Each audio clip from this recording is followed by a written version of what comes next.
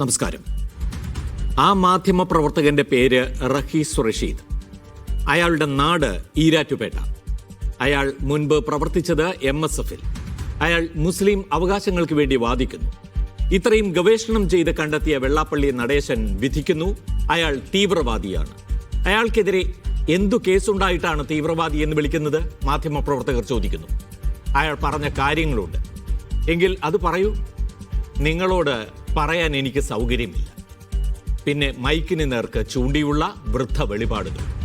ഇതൊക്കെയാണ് ഇന്ന് വെള്ളാപ്പള്ളി നടേശന്റെ വാർത്താ സമ്മേളനത്തിൽ ഉണ്ടായത്. കഴിഞ്ഞ ദിവസം ശിവഗിരിയിൽ വെച്ച് മൈക്ക് തട്ടി നീക്കി ആക്രോശിച്ചതിന്റെ ക്ഷീണം തീർക്കാനാണെന്ന് തോന്നുന്നു ഇന്ന് സ്വന്തം തട്ടകത്തിൽ വാർത്താ സമ്മേളനം വിളിച്ചത്. അത് അന്നത്തേതിന്റെ 10 മടങ്ങ് വിഷം ചീറ്റുന്നതായി മാറി. സ്പെഷ്യൽ എഡിഷൻ ചോദിക്കുന്നത് ഇതാണ്: ഈ വിഷവൃക്ഷത്തിന്റെ വേര് വെട്ടേണ്ടതാര്? നമ്മോടൊപ്പം ഈ വിഷയത്തിൽ പങ്കുചേരുന്നത് കോൺഗ്രസിൽ നിന്ന് വസന്ത തെങ്ങുംപള്ളി, ഇടത് സഹയാത്രികൻ M ജയചന്ദ്രൻ, മുസ്ലിം ലീഗ് നിരീക്ഷകനായ Muhammad Haneefa, Sreenarayana Manavadharmam trust general secretary Sudesh M Raghu, മാധ്യമപ്രവർത്തകൻ NP ചേക്കൂട്ടി എന്നിവരാണ്. ആദ്യം ശ്രീ M ജയചന്ദ്രൻ, താങ്കളിലേക്കാണ് ഞാൻ ആദ്യം വരുന്നത്. ഈ അടുത്ത നാളിൽ വരെ, ഇന്ന് വരെ CPM നേതാക്കൾ പറയുന്നത് വെള്ളാപ്പള്ളി നടേശന് മതേതര മനസ്സാണ് ഉള്ളത് എന്നാണ്. മുസ്ലിം നാമധാരിയായ ഒരു മാധ്യമ പ്രവർത്തകനെ മറ്റൊരു കാരണവും കൂടാതെ തീവ്രവാദി എന്ന് വിളിക്കണമെങ്കിൽ അതൊരു മതേതര മനസ്സിൽ നിന്ന് ഉണ്ടാകുമോ?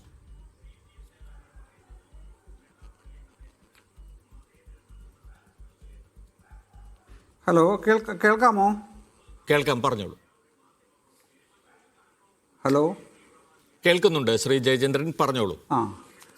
ഇത് ഒന്ന് രണ്ട് ഇതുമായി ബന്ധപ്പെട്ട അഭിപ്രായങ്ങൾ എനിക്കുണ്ട്. ഒരഭിപ്രായം മാത്രമല്ല താങ്കൾ ചോദിച്ച ചോദ്യത്തിന് മറുപടിയായി എനിക്ക് നൽകാനുള്ളത്.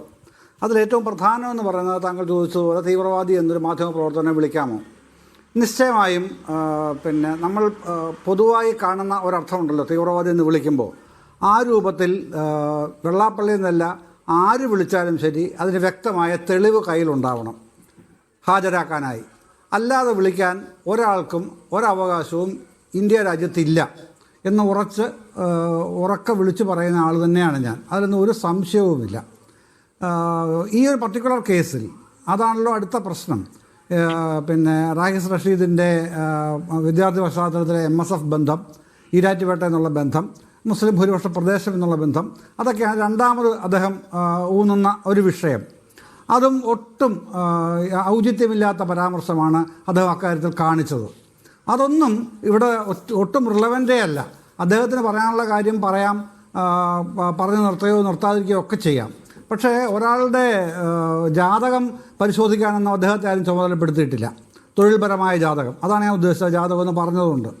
അപ്പോൾ തൊഴിൽപരമായ ജാതകവും മതപരമായ ജാതകവും ഒക്കെ രേഖപ്പെടുത്തിക്കൊണ്ട് വെള്ളാപ്പള്ളി എന്നല്ല ആര് പറഞ്ഞാലും ശരി, അതൊന്നും വകച്ചു കൊടുക്കാൻ മനസ്സില്ല എന്ന് എവിടെയും വിളിച്ചു പറയുന്ന ആളുമാണ് ഞാൻ. അതൊന്നും അംഗീകരിക്കുകയുമില്ല. അത് രണ്ടാമത്തെ കാര്യം. മൂന്നാമത്തെ കാര്യം പ്രമോദ്, അതിൽ ഒരു പ്രധാനപ്പെട്ട പ്രശ്നമുണ്ട്. അത് തീവ്രവാദം എന്ന് താങ്കൾ പറഞ്ഞ വെർബലി ആ ഒരു പ്രയോഗത്തിന് എന്താണ് സാങ്കത്യം എന്ന് ചോദിച്ചാൽ, അത് മാത്രമായി തീവ്രവാദിയാണ് ഒരാൾ എന്ന് പറഞ്ഞതുകൊണ്ട് അയാൾക്കെതിരെ സുവമോട്ടോ കേസെടുക്കാൻ പോലീസിന് അധികാരമില്ല, സ്വമേധയാ കേസെടുക്കാൻ കഴിയില്ല.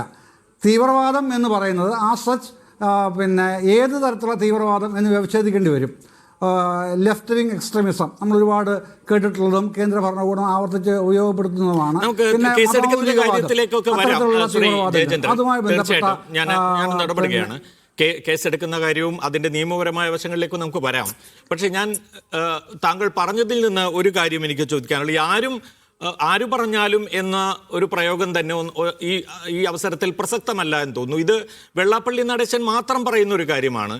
അങ്ങനെയാണെങ്കിൽ ആ പ്രസ്താവനയെ അതേപടി തള്ളിക്കളയാനും അത് അങ്ങേയറ്റം സമൂഹത്തെ വിഭജിക്കുന്നതും തീർത്തും വർഗീയവുമായ ഒരു പരാമർശമാണ് എന്ന് പ്രസ്താവന നടത്തേണ്ട സമയം കഴിഞ്ഞില്ലേ CPM-ൽ നിന്ന് ഏതെങ്കിലും നേതാവ്? അത് ഉണ്ടായിട്ടുണ്ടോ?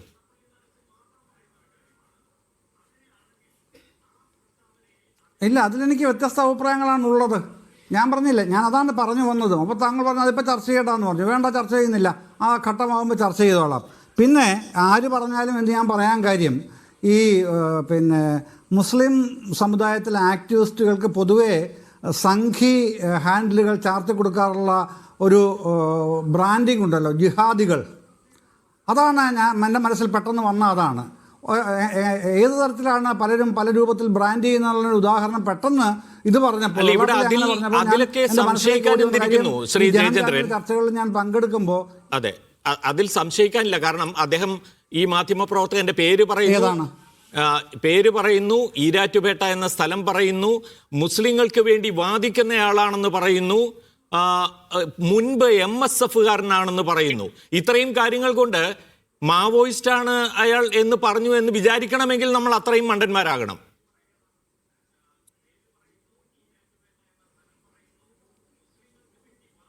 അല്ല എന്നല്ലല്ലോ ഞാൻ ഉദ്ദേശിച്ചത് അതല്ലല്ലോ, ഞാൻ പറഞ്ഞത് അതല്ലല്ലോ പ്രമോദ്. ഞാൻ പറഞ്ഞത് ഇദ്ദേഹം ഈ തീവ്രവാദി എന്ന് പറഞ്ഞതുകൊണ്ട് മാത്രം പിന്നെ എന്ത് തരം തീവ്രവാദം, അത് ഈ ഏതെങ്കിലും തരത്തിലുള്ള മാവോയിസമോ അല്ലെങ്കിൽ ഇനി ഇൻ കേസ് അദ്ദേഹം ജേർണലിസ്റ്റ് ആണല്ലോ റാഹിസ്, ഒരു എക്സ്ട്രീമിസ്റ്റ് ആസ് എ ജേർണലിസ്റ്റ് എന്നുള്ളതാണെങ്കിൽ അങ്ങനെ പറയണം. ആ തരത്തിലുള്ള അഭിപ്രായമാണെങ്കിൽ അത് പറയണം.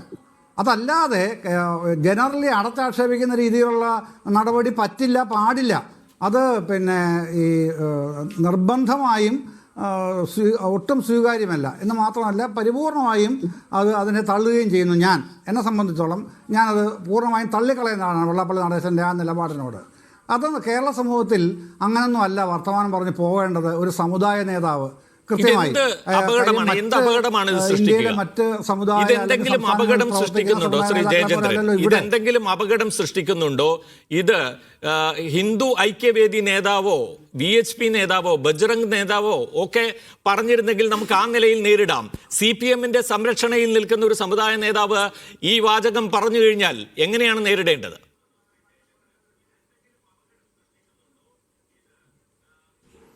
CPM-ന്റെ സംരക്ഷണയിലാണ് വെള്ളാപ്പള്ളി നടേശൻ എന്ന സമുദായ നേതാവുള്ളത് എന്ന് ഞാൻ വിചാരിക്കുന്നില്ല. പിന്നെ ഇത് എന്തെങ്കിലും അപകടം സൃഷ്ടിക്കുന്നുണ്ടോ എന്നുള്ളതാണ് താങ്കളുടെ ചോദ്യം. ആ ചോദ്യത്തിന് ഇന്ന് മറുപടി പറഞ്ഞിട്ടുള്ളത്, കൃത്യമായൊരു മറുപടി പറഞ്ഞിട്ടുള്ളത് ശ്രീ PK കുഞ്ഞാലിക്കുട്ടി തന്നെയാണ്. അദ്ദേഹം പറഞ്ഞിട്ടുള്ളത് ഞങ്ങളിത് അവഗണിച്ച് തള്ളുന്നു എന്നുള്ളതാണ് പറഞ്ഞിട്ടുള്ളത്. അതാണ് കൂടുതൽ ആരോഗ്യകരമായൊരു നിലപാട് എന്ന് എനിക്കും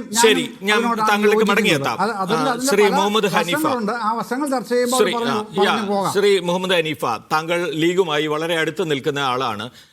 ശ്രീ PK കുഞ്ഞാലിക്കുട്ടി ഇന്നെടുത്തിരിക്കുന്ന നിലപാട് ഇത് ഇത്രയും വളരെ കണിശമായ തരത്തിലുള്ള ഒരു വർഗീയ നിലപാട് അദ്ദേഹം വ്യക്തമാക്കിയിട്ടും അല്ലെങ്കിൽ പറഞ്ഞിട്ടും പൊതുസമൂഹത്തിന് മുന്നിൽ പറഞ്ഞ ഒരു ദിവസവും അത് അവഗണിക്കാം എന്ന നിലപാടിലാണ് ലീഗ്. എന്തുകൊണ്ടാണ് അങ്ങനെയൊരു നിലപാട് എടുക്കുന്നത്? ഇത് അവഗണിച്ചാൽ അവസാനിക്കുന്നതാണ്? അല്ല, തീർച്ചയായും ഇത് അവഗണിച്ചാൽ അവസാനിക്കുന്ന ഒന്നല്ല. വെള്ളാപ്പള്ളി നടേശൻ്റെ വർഗീയ പരാമർശങ്ങളും വർഗീയ നിലപാടുകളും അദ്ദേഹം ഏറ്റെടുത്തിരിക്കുന്ന വർഗീയ പ്രോജക്റ്റും അങ്ങനെ പെട്ടെന്ന് അവസാനിപ്പിക്കാൻ കഴിയുന്ന ഒന്നല്ല. അതിനെ അവഗണിക്കുക എന്ന് മുസ്ലിം ലീഗ് നേതാവ് PK കുഞ്ഞാലിക്കുട്ടി പറയുമ്പോൾ അതിന് രണ്ട് മാനങ്ങളുണ്ട്. ഒന്ന്, മുസ്ലിം ലീഗ് കേരള രാഷ്ട്രീയത്തിൽ ഇന്നേ വരെ എടുത്തിട്ടുള്ള ഒരു രാഷ്ട്രീയ നിലപാടുണ്ട്. സാമുദായിക വിഷയങ്ങളിൽ പ്രത്യേകിച്ചും മുസ്ലിം ലീഗിനെതിരെ വരുന്ന വിമർശനങ്ങൾ അത് നേരിടുന്ന രീതിയല്ല ഇപ്പോഴും ഒരു മത നിരപേക്ഷത അല്ലെങ്കിൽ മതസൗഹാർദ്ദം അല്ലെങ്കിൽ മതങ്ങളും സമുദായങ്ങളും തമ്മിലുള്ള ബന്ധങ്ങളിൽ വിള്ളൽ വരാൻ പാടില്ല എന്ന നിലപാടിൽ നിന്നുകൊണ്ട് ആണ്. അതിൻ്റെ ചരിത്രപരമായി തന്നെ അങ്ങനെയാണ്. കുഞ്ഞാലിക്കുട്ടി സാഹിബ് അതിൻ്റെ ഒരു ഏറ്റവും ശക്തനായ ഒരു പ്രതീകവും ഒരു വക്താവും തന്നെയാണ്. രണ്ടാമത്, മുസ്ലിം ലീഗിൻ്റെ രാഷ്ട്രീയം തന്നെയും അത് നിലനിൽക്കുന്നത് വർഗീയ വിരുദ്ധതയിലാണ്, സാമുദായിക സൗഹാർദ്ദത്തിലാണ്. അത് സാമുദായിക രാഷ്ട്രീയ പ്രസ്ഥാനമാണ്. സമുദായങ്ങൾ തമ്മിലുള്ള ഐക്യത്തിലൂടെ മാത്രമാണ് അതിന് നിലനിൽക്കാൻ കഴിയുക. വേണമെങ്കിൽ ഇപ്പോൾ വെള്ളാപ്പള്ളി നടേശനും അദ്ദേഹത്തെ പിന്തുണച്ചുകൊണ്ട് CPM-ഉം ചെയ്തുകൊണ്ടിരിക്കുന്ന നിലപാടിനെതിരെ അതിരൂക്ഷമായ പ്രതികരണങ്ങൾ നടത്തിക്കൊണ്ട് മുസ്ലിം ലീഗിന് രംഗത്ത് വരാവുന്നതേ ഉള്ളൂ.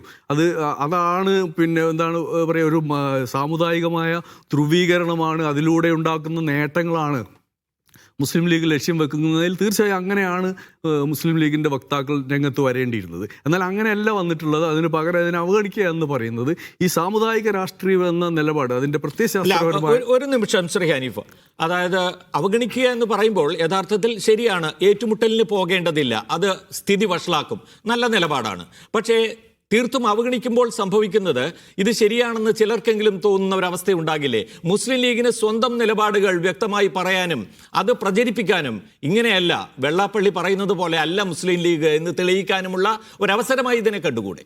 തീർച്ചയായും ആ അവസരങ്ങൾ അത് വിനിയോഗിക്കുന്നുണ്ട്. അത്തരത്തിലുള്ള എന്താ പറയുക, വസ്തുതാപരമായ വിമർശനം, വസ്തുതാപരമായ വിവരങ്ങളുടെ അടിസ്ഥാനത്തിലുള്ള ഡിബേറ്റ് സാമൂഹിക മാധ്യമങ്ങളിൽ നമ്മൾ കാണുന്നുണ്ട്. അതിൽ മുസ്ലിം ലീഗിൻ്റെ ഭൗതിക രംഗത്ത് പ്രവർത്തിക്കുന്ന ആളുകളും മുസ്ലിം ലീഗിൻ്റെ സാധാരണ നേതാക്കളും ഒക്കെ ആയ ആളുകൾ പങ്കെടുക്കുന്നുണ്ട്. പലതരത്തിലുള്ള ചർച്ചകളിൽ പങ്കെടുക്കുന്നു. വസ്തുതകൾ എന്താണെന്ന് പറയുന്നുണ്ട്. ഉദാഹരണത്തിന് മലപ്പുറം ജില്ലയിലോ അല്ലെങ്കിൽ മലബാറിലോ SNDPക്ക് സ്ഥാപനങ്ങളില്ല എന്ന് പറയുമ്പോൾ അതിൻ്റെ പട്ടിക നിരത്തിക്കൊണ്ട് മുസ്ലിം യൂത്ത് ലീഗിൻ്റെ നേതാക്കൾ രംഗത്ത് വരുന്നുണ്ട്. എന്നാൽ അതിൻ്റെ വർഗീയമായ പരാമർശങ്ങളോട് വിപരീത തലത്തിൽ നിന്നുകൊണ്ട്, വിരുദ്ധ ധ്രുവത്തിൽ നിന്നുകൊണ്ട് സംസാരിക്കാൻ ഞങ്ങളില്ല എന്നാണ് കുഞ്ഞാലിക്കുട്ടി സാഹിബ് പറഞ്ഞതിൻ്റെ അർത്ഥം. അതിനർത്ഥം ഞങ്ങൾ ഈ ചർച്ചയിലേ ഇല്ല, ഈ സംവാദത്തിലേ ഞങ്ങൾ പങ്കെടുക്കുന്നില്ല എന്നല്ല. ആ സംവാദത്തിൽ തീർച്ചയായും പങ്കെടുക്കുന്നുണ്ട്. ആ സംവാദത്തിൽ മുസ്ലിം ലീഗ് പങ്കെടുത്തതിൻ്റെ കൂടി പ്രതിഫലനമാണ് ഈ തെരഞ്ഞെടുപ്പിൽ.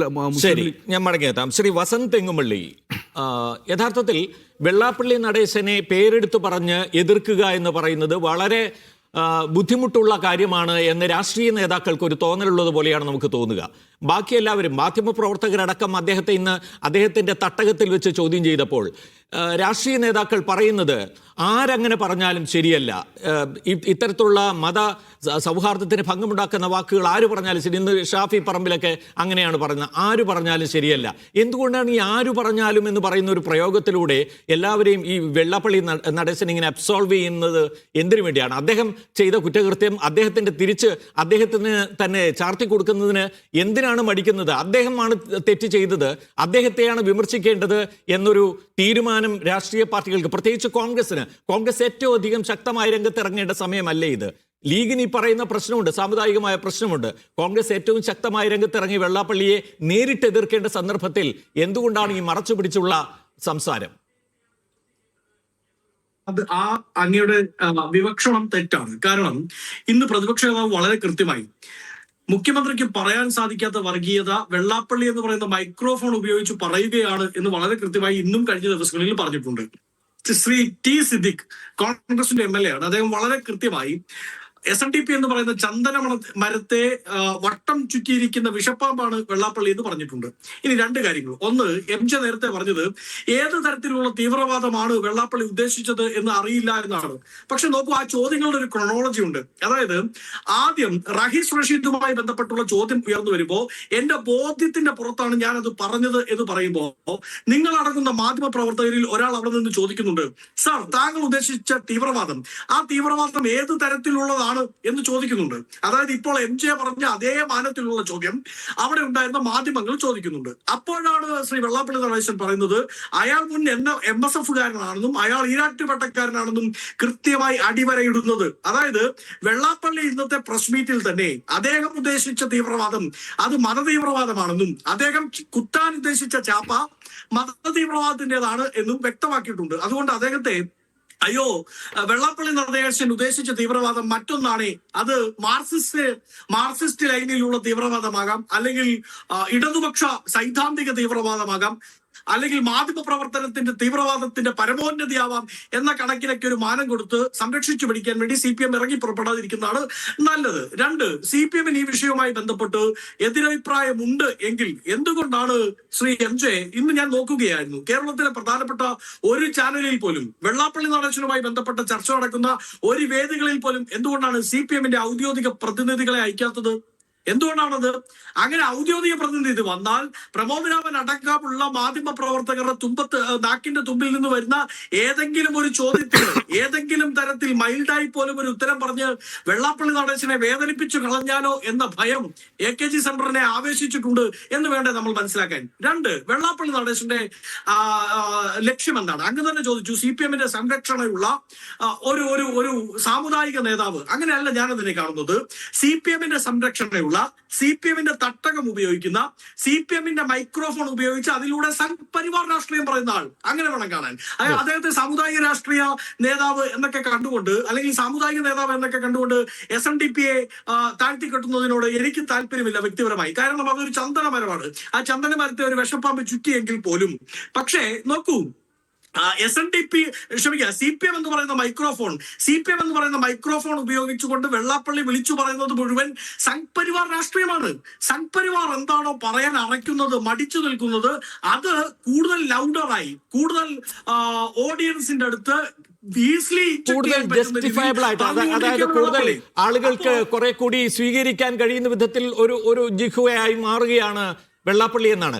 അപ്പോൾ ശ്രീ വസന്ത്, ഇവിടെ നിങ്ങളെല്ലാം പിണറായിയിലേക്ക് കൂട്ടിക്കെട്ടുക, പിണറായിയെ അറ്റാക്ക് ചെയ്യുക എന്നൊരു നിലപാട് എടുക്കുന്നത് എത്ര കണ്ട് ഒരു രാഷ്ട്രീയമായ ശരിയായ കാര്യമാണ്. കാരണം വെള്ളാപ്പള്ളിയെ നിങ്ങൾ നേരിട്ട് എതിർക്കണം. ആ നേരിട്ടുള്ള എതിർപ്പ് എന്ന് പറയുന്നത് ഒരുപക്ഷെ പ്രതിപക്ഷ നേതാവിന്റെ ഒരു വാചകത്തിലോ അല്ലെങ്കിൽ ടി സിദ്ദിഖിന്റെ ഒരു വാചകത്തിലോ ഒതുങ്ങേണ്ടതാണോ? അത് UDF ശരിക്കും UDF ഒന്നടങ്കം അല്ലെങ്കിൽ കോൺഗ്രസ് തന്നെ മുന്നിട്ടിറങ്ങിക്കൊണ്ട് അതിന് നേതൃത്വം നൽകുന്ന രീതിയിൽ വെള്ളാപ്പള്ളിയെ നേരിട്ട് എതിർക്കുക എന്നൊരു സമീപനത്തിലേക്ക് എന്തുകൊണ്ട് പോകുന്നില്ല എന്നാണ് എൻ്റെ ആദ്യത്തെ ചോദ്യം. അത് ഞാൻ ആവർത്തിക്കുകയാണ്. അല്ല, അതിന് ഉത്തരം പറയാം. ശ്രീ പ്രബോധരാമൻ, അങ്ങേപ്പോലുള്ള ഒരു സീനിയർ ജേർണലിസ്റ്റ് എങ്ങനെയാണ് ഞങ്ങൾ നേരിട്ട് എതിർക്കേണ്ടത്? ഒന്ന്, അദ്ദേഹത്തിനെതിരായി സ്റ്റേറ്റ്മെന്റ് പറയുക എന്നുള്ളതാണ്. അത് പറഞ്ഞു കഴിഞ്ഞു. രണ്ട്, അദ്ദേഹം പറഞ്ഞ സ്റ്റേറ്റ്മെന്റിലെ വ്യത്യാസങ്ങളെ, അദ്ദേഹം പറഞ്ഞ സ്റ്റേറ്റ്മെന്റിലെ വിവരക്കേടുകളെ തുറന്നു കാണിക്കുക എന്നുള്ളതാണ്. അത് MSFും യൂത്ത് ലീഗും യൂത്ത് കോൺഗ്രസും KSUവും ചെയ്തു കഴിഞ്ഞു. മൂന്ന്, അദ്ദേഹത്തിനെതിരായി നിയമപരമായി മുമ്പോട്ടിറങ്ങുക എന്നുള്ളതാണ്. ആരും പഴിച്ചു നിൽക്കുന്ന, അറച്ചു നിൽക്കുന്ന ഒരു തീരുമാനമാണത്. അത് ഇന്ന് യൂത്ത് കോൺഗ്രസ് ചെയ്തിട്ടുണ്ട് കേട്ടോ. നേരത്തെ M ജയേന്ദ്രൻ പറയുന്നത് കേട്ടു, സുവോമോട്ടോ കേസ് എടുക്കാൻ പറ്റില്ല പോലീസിന്. എടുക്കണ്ട സുവോമോട്ടോ നിങ്ങളുടെ പോലീസ്. യൂത്ത് കോൺഗ്രസിന്റെ സംസ്ഥാന സമിതി നേരിട്ട് പരാതി നൽകിയിട്ടുണ്ട് നിങ്ങളുടെ പോലീസിന് മുമ്പിൽ. ആർജവം ഉണ്ടെങ്കിൽ ആ വെള്ളക്കഴിയുന്ന കടലാസിലൊരു FIR നിയമപരമായി കൂടി നീങ്ങുക എന്നുള്ളതാണ്. ഞാൻ തിരിച്ചു വരാം ശ്രീ വസന്ത്. ശ്രീ NP ചെക്കൂട്ടി, ഈ ഇത്രയും ധൈര്യപൂർവം അല്ലെങ്കിൽ ഇത്രയും പച്ചയ്ക്ക് ഇങ്ങനെ വർഗീയത പറയാൻ വെള്ളാപ്പള്ളിക്ക് ധൈര്യം നൽകുന്നത് ആരാണ്? അത് ഇന്നിപ്പോൾ MV ഗോവിന്ദൻ ഇദ്ദേഹത്തിന്റെ മതനിരപേക്ഷ മനസ്സ് കാണാതിരുന്നുകൂടാ എന്ന് പറഞ്ഞു 1 മണിക്കൂർ കഴിഞ്ഞില്ല. അപ്പോഴാണ് നമ്മൾ ഇന്ന് കേട്ട ഈ വാചകങ്ങൾ ആ മനസ്സിൽ നിന്ന് വന്നത് എങ്കിൽ MV ഗോവിന്ദന് തന്നെ അല്പസമയത്തിന് ശേഷം ഞങ്ങൾ ചെന്ന് അതിനുള്ള പ്രതികരണം ചോദിച്ചപ്പോൾ അദ്ദേഹത്തിന് പറയേണ്ടി വന്നു, എല്ലാ പ്രസ്താവനകളെയും ഞങ്ങൾ അംഗീകരിക്കുന്നില്ല, ഈ വർഗീയ പ്രസ്താവനകളെ അംഗീകരിക്കുന്നില്ല എന്ന് പറയേണ്ടി വന്നു. അപ്പോൾ പരിപൂർണമായും വെള്ളാപ്പള്ളി നടേശനെ ഒരു വലിയ ബിംബമായി കൊണ്ടുവരിക, അദ്ദേഹത്തെ ഈ നാട്ടിലെ ശ്രീനാരായണീയരുടെ ഒരു ദൈവത്തെ പോലെ കാണുന്ന ഒരു സമീപനം ഉണ്ടാക്കി വെക്കുക, അതിനുശേഷം അദ്ദേഹത്തിൽ നിന്നുണ്ടാവുന്ന ഈ അല്ലറ ചില്ലറ പ്രശ്നങ്ങളോട് മാത്രം ഒരു വിയോജിപ്പ് പ്രകടിപ്പിക്കുക എന്നൊരു നിലപാട് കൊണ്ട് എന്താണ് CPM ഉദ്ദേശിക്കുന്നത്? ഈ ഒരു ധൈര്യം വെള്ളാപ്പള്ളിക്ക് CPM നൽകുന്നതിലൂടെ എന്താണ് സംഭവിക്കാൻ പോകുന്നത്? അത് കേരളത്തെ സംബന്ധിച്ചിടത്തോളം വലിയൊരു ദുരന്തമാണ് അതിലൂടെ ഉണ്ടാകാൻ പോകുന്നത്. യഥാർത്ഥത്തിൽ വെള്ളാപ്പള്ളി നടേശന് ഈ ശക്തി നൽകുന്നത് വെള്ളാപ്പള്ളിയോ അദ്ദേഹത്തിൻ്റെ സമുദായമോ ശ്രീനാരായണ പ്രസ്ഥാനം ഒന്നുമല്ല. ശ്രീനാരായണ പ്രസ്ഥാനത്തിനും അദ്ദേഹത്തിൻ്റെ സമുദായത്തിനും ഈ തരത്തിലുള്ള എന്താ പറയുക ഇത്തരം ഇടപാടുകളിൽ യാതൊരു റോളുമില്ല. നേരെ മറിച്ച് വെള്ളാപ്പള്ളിക്ക് അദ്ദേഹത്തിൻ്റെ ഇന്നത്തെ ഈ സ്പേസ് ഉണ്ടാക്കി കൊടുത്തത് അദ്ദേഹത്തെ ആദരിച്ചിട്ട് കാറ് കയറ്റി കൊണ്ടുപോയിട്ട് ശബരിമലയിലെ സവിശേഷമായിട്ടുള്ള ഇതിലേക്ക് കൊണ്ടുപോയ അദ്ദേഹത്തിന് അങ്ങനെ ഒരു അമിത പ്രാധാന്യം നൽകിയ കേരളത്തിൻ്റെ മുഖ്യമന്ത്രിയാണ്. ഞാൻ ചോദിക്കട്ടെ, ഇന്ന് വരെ നിങ്ങൾ കേരളത്തിൻ്റെ രാഷ്ട്രീയ ചരിത്രത്തിൽ അല്ലെങ്കിൽ പിണറായി വിജയൻ്റെ പൊളിറ്റിക്കൽ ഹിസ്റ്ററിയിൽ ഏതെങ്കിലും ഒരു സന്ദർഭത്തിൽ അദ്ദേഹം ഒരു സമുദായ നേതാവിനെ സ്വന്തം കാറ് കയറ്റി കൊണ്ടുപോയി നിങ്ങൾ കണ്ടിട്ടുണ്ടോ? ഞാൻ കണ്ടിട്ടില്ല. എന്തുകൊണ്ട്? വെള്ളാപ്പള്ളിക്ക് ആ സ്പേസ് കൊടുത്തു. ആ സ്പേസ് കൊടുത്തത് വെള്ളാപ്പള്ളി എൻ്റെ മാനസിക പുത്രനാണ് എന്ന് നാട്ടുകാരോട് പറയാൻ തന്നെയാണ്. അപ്പോഴും ആളുകൾ ചോദിച്ചിട്ടുണ്ട്, പിണറായിയോട് തന്നെ നേരിട്ട് ചോദിച്ചിട്ടുണ്ട്, ഇത് അദ്ദേഹം പറയുന്ന കാര്യങ്ങളിൽ വളരെ കൃത്യമായിട്ടുള്ള സാമുദായിക വിഭജനത്തിൻ്റെ രാഷ്ട്രീയമില്ലേ, സാമുദായികമായിട്ട് കേരളത്തെ വിഭജിക്കാനുള്ള ശ്രമമില്ലേ ചോദിച്ചപ്പോൾ അതൊന്നും അങ്ങനെയല്ലെന്ന് അദ്ദേഹം പറഞ്ഞിട്ടുണ്ട്. ആ മുഖ്യമന്ത്രി പറഞ്ഞത് ഇന്ന് വരെ ഈ കാര്യത്തിൽ വെള്ളാപ്പള്ളി പറയുന്നതിനകത്ത് സാമൂഹികമായിട്ടുള്ള വിഭജനത്തിൻ്റെ ഒരു രാഷ്ട്രീയമുണ്ട്. അത് കേരളത്തെ വലിയ ആപത്തിലേക്ക് നയിക്കും എന്ന് തിരിച്ചറിയാൻ മുഖ്യമന്ത്രിക്ക് അറിയാഞ്ഞിട്ടാണോ? അറിയാഞ്ഞിട്ടല്ല, അറിഞ്ഞുകൊണ്ട് അദ്ദേഹം പറയുന്നു. അദ്ദേഹം പറഞ്ഞത് വർഗീയമല്ലെന്ന് അദ്ദേഹം പറയുന്നുണ്ട്. ഈ തരത്തിലുള്ള ഈ അഴകുഴമ്പൻ സമീപനം ഉണ്ടല്ലോ, അത് കേരളത്തിൻ്റെ മുഖ്യമന്ത്രി സ്ഥാനത്തിരിക്കുന്ന ഒരാൾ, ആ വ്യക്തിയാണ് വെള്ളാപ്പള്ളിക്ക് ഇന്ന് ഈ സ്പേസ് ഉണ്ടാക്കി കൊടുത്തിരിക്കുന്നത്. അദ്ദേഹമാണ് നടപടിയെടുക്കേണ്ടതും. ഈ തരത്തിൽ ക്രിമിനലായിട്ടുള്ള നടപടി ഒരു പത്രപ്രവർത്തകനെതിരായിട്ട് ഏകപക്ഷീയമായിട്ട് വസ്തുതാ വിരുദ്ധമായിട്ട് ആരോപണം ഉന്നയിച്ചിരിക്കുന്നത്. അങ്ങനെ ഒരു ആരോപണം ഉന്നയിച്ച് അദ്ദേഹത്തിന് പോകാൻ കഴിയുമോ? അങ്ങനെ പോകുന്നതാണെങ്കിൽ അതിന് നടപടിയെടുക്കണ്ടേ? ഒരു എന്താണ് ഈ കക്ഷിയുടെ പേര് മുസ്ലിം നാമധേയമാണ്, തീരാറ്റുപേട്ടയിൽ ജനിച്ച ആൾ MSF പ്രവർത്തിച്ചിട്ടുണ്ട്, അതുകൊണ്ട് അയൽക്കായതിൽ പ്രവർത്തിച്ചിട്ടുണ്ട് എന്ന് പറയാൻ പറ്റും നിങ്ങൾക്ക്? അപ്പോൾ ആ നിലയ്ക്ക് നോക്കിക്കഴിഞ്ഞാൽ വെള്ളാപ്പള്ളിക്കെതിരായിട്ട് കേസെടുക്കേണ്ട സമയം എന്നോ കഴിഞ്ഞു. ഇത്തരം കാര്യങ്ങളിൽ നേരത്തെ നേരത്തെ പിണറായി വിജയൻ അതിശക്തമായ നിലപാട് എടുത്ത സന്ദർഭമുണ്ടല്ലോ. അപ്പോൾ അദ്ദേഹത്തിന് രാഷ്ട്രീയം മനസ്സിലാവുന്നുണ്ട്, വർഗീയത മനസ്സിലാവുന്നുണ്ട്. പക്ഷേ തൽക്കാലം പിണറായി വിജയനെ സംബന്ധിച്ചിടത്തോളം ഒരു സാമൂഹിക വിഭജനം ഉണ്ടാക്കാൻ അദ്ദേഹം ശ്രമിക്കുന്നു. അദ്ദേഹത്തിന്റെ രാഷ്ട്രീയ താല്പര്യത്തിന് വേണ്ടി കേരളത്തെ ബലിയാടാക്കാനാണ്, സോഷ്യൽ എഞ്ചിനീയറിംഗ് എന്ന് പറയുന്ന, അത് കേരളത്തെ നശിപ്പിക്കുന്ന ഒരു പദ്ധതിയിലേക്ക് ഈ മുഖ്യമന്ത്രി പോകുന്നു എന്നുള്ളതാണ് പ്രശ്നം. ശ്രീ എം ജയചന്ദ്രൻ, അത് തന്നെയാണ് സംഗതി. അതായത് പിണറായി വിജയൻ അറിയാം, അദ്ദേഹമാണ് സംഘപരിവാറിനെ ഇവിടെ നേരിട്ട് എതിർത്തിട്ടുള്ള ഏറ്റവും ശക്തരായ നേതാക്കളിൽ ഒരാൾ, യാതൊരു സംശയ കാര്യത്തിലില്ല. സംഘപരിവാറിനെ നേരിട്ട് പറയേണ്ട കാര്യങ്ങളിലല്ല, കൃത്യമായി സംഘപരിവാറിന്റെ ഈ ഐഡിയോളജിയെ ശക്തമായി എതിർത്തിട്ടുണ്ട്. രാജീവ് ചന്ദ്രശേഖരനെ കൊടും വിഷമെന്ന് വിളിച്ചിട്ടുണ്ട്. കേരള തൊഗാഡിയ എന്ന് വിളിച്ചിട്ടുണ്ട് വെള്ളാപ്പള്ളിയെ. നമുക്കറിയാലോ ഏത് സന്ദർഭത്തിലായിരുന്നു എന്ന്. കേരള തൊഗാഡിയ എന്ന് വെള്ളാപ്പള്ളിയെ വിളിച്ച സന്ദർഭത്തിന് സമാനമായ ഒരു സന്ദർഭമാണ് ഇത് എങ്കിൽ ആ വിളി ആവർത്തിക്കാൻ അദ്ദേഹം തയ്യാറായാൽ അന്ന് നിൽക്കും വെള്ളാപ്പള്ളിയുടെ ഈ തരത്തിലുള്ള പ്രസ്താവനകൾ. അതിന് തയ്യാറാവുമോ മുഖ്യമന്ത്രി പിണറായി വിജയൻ?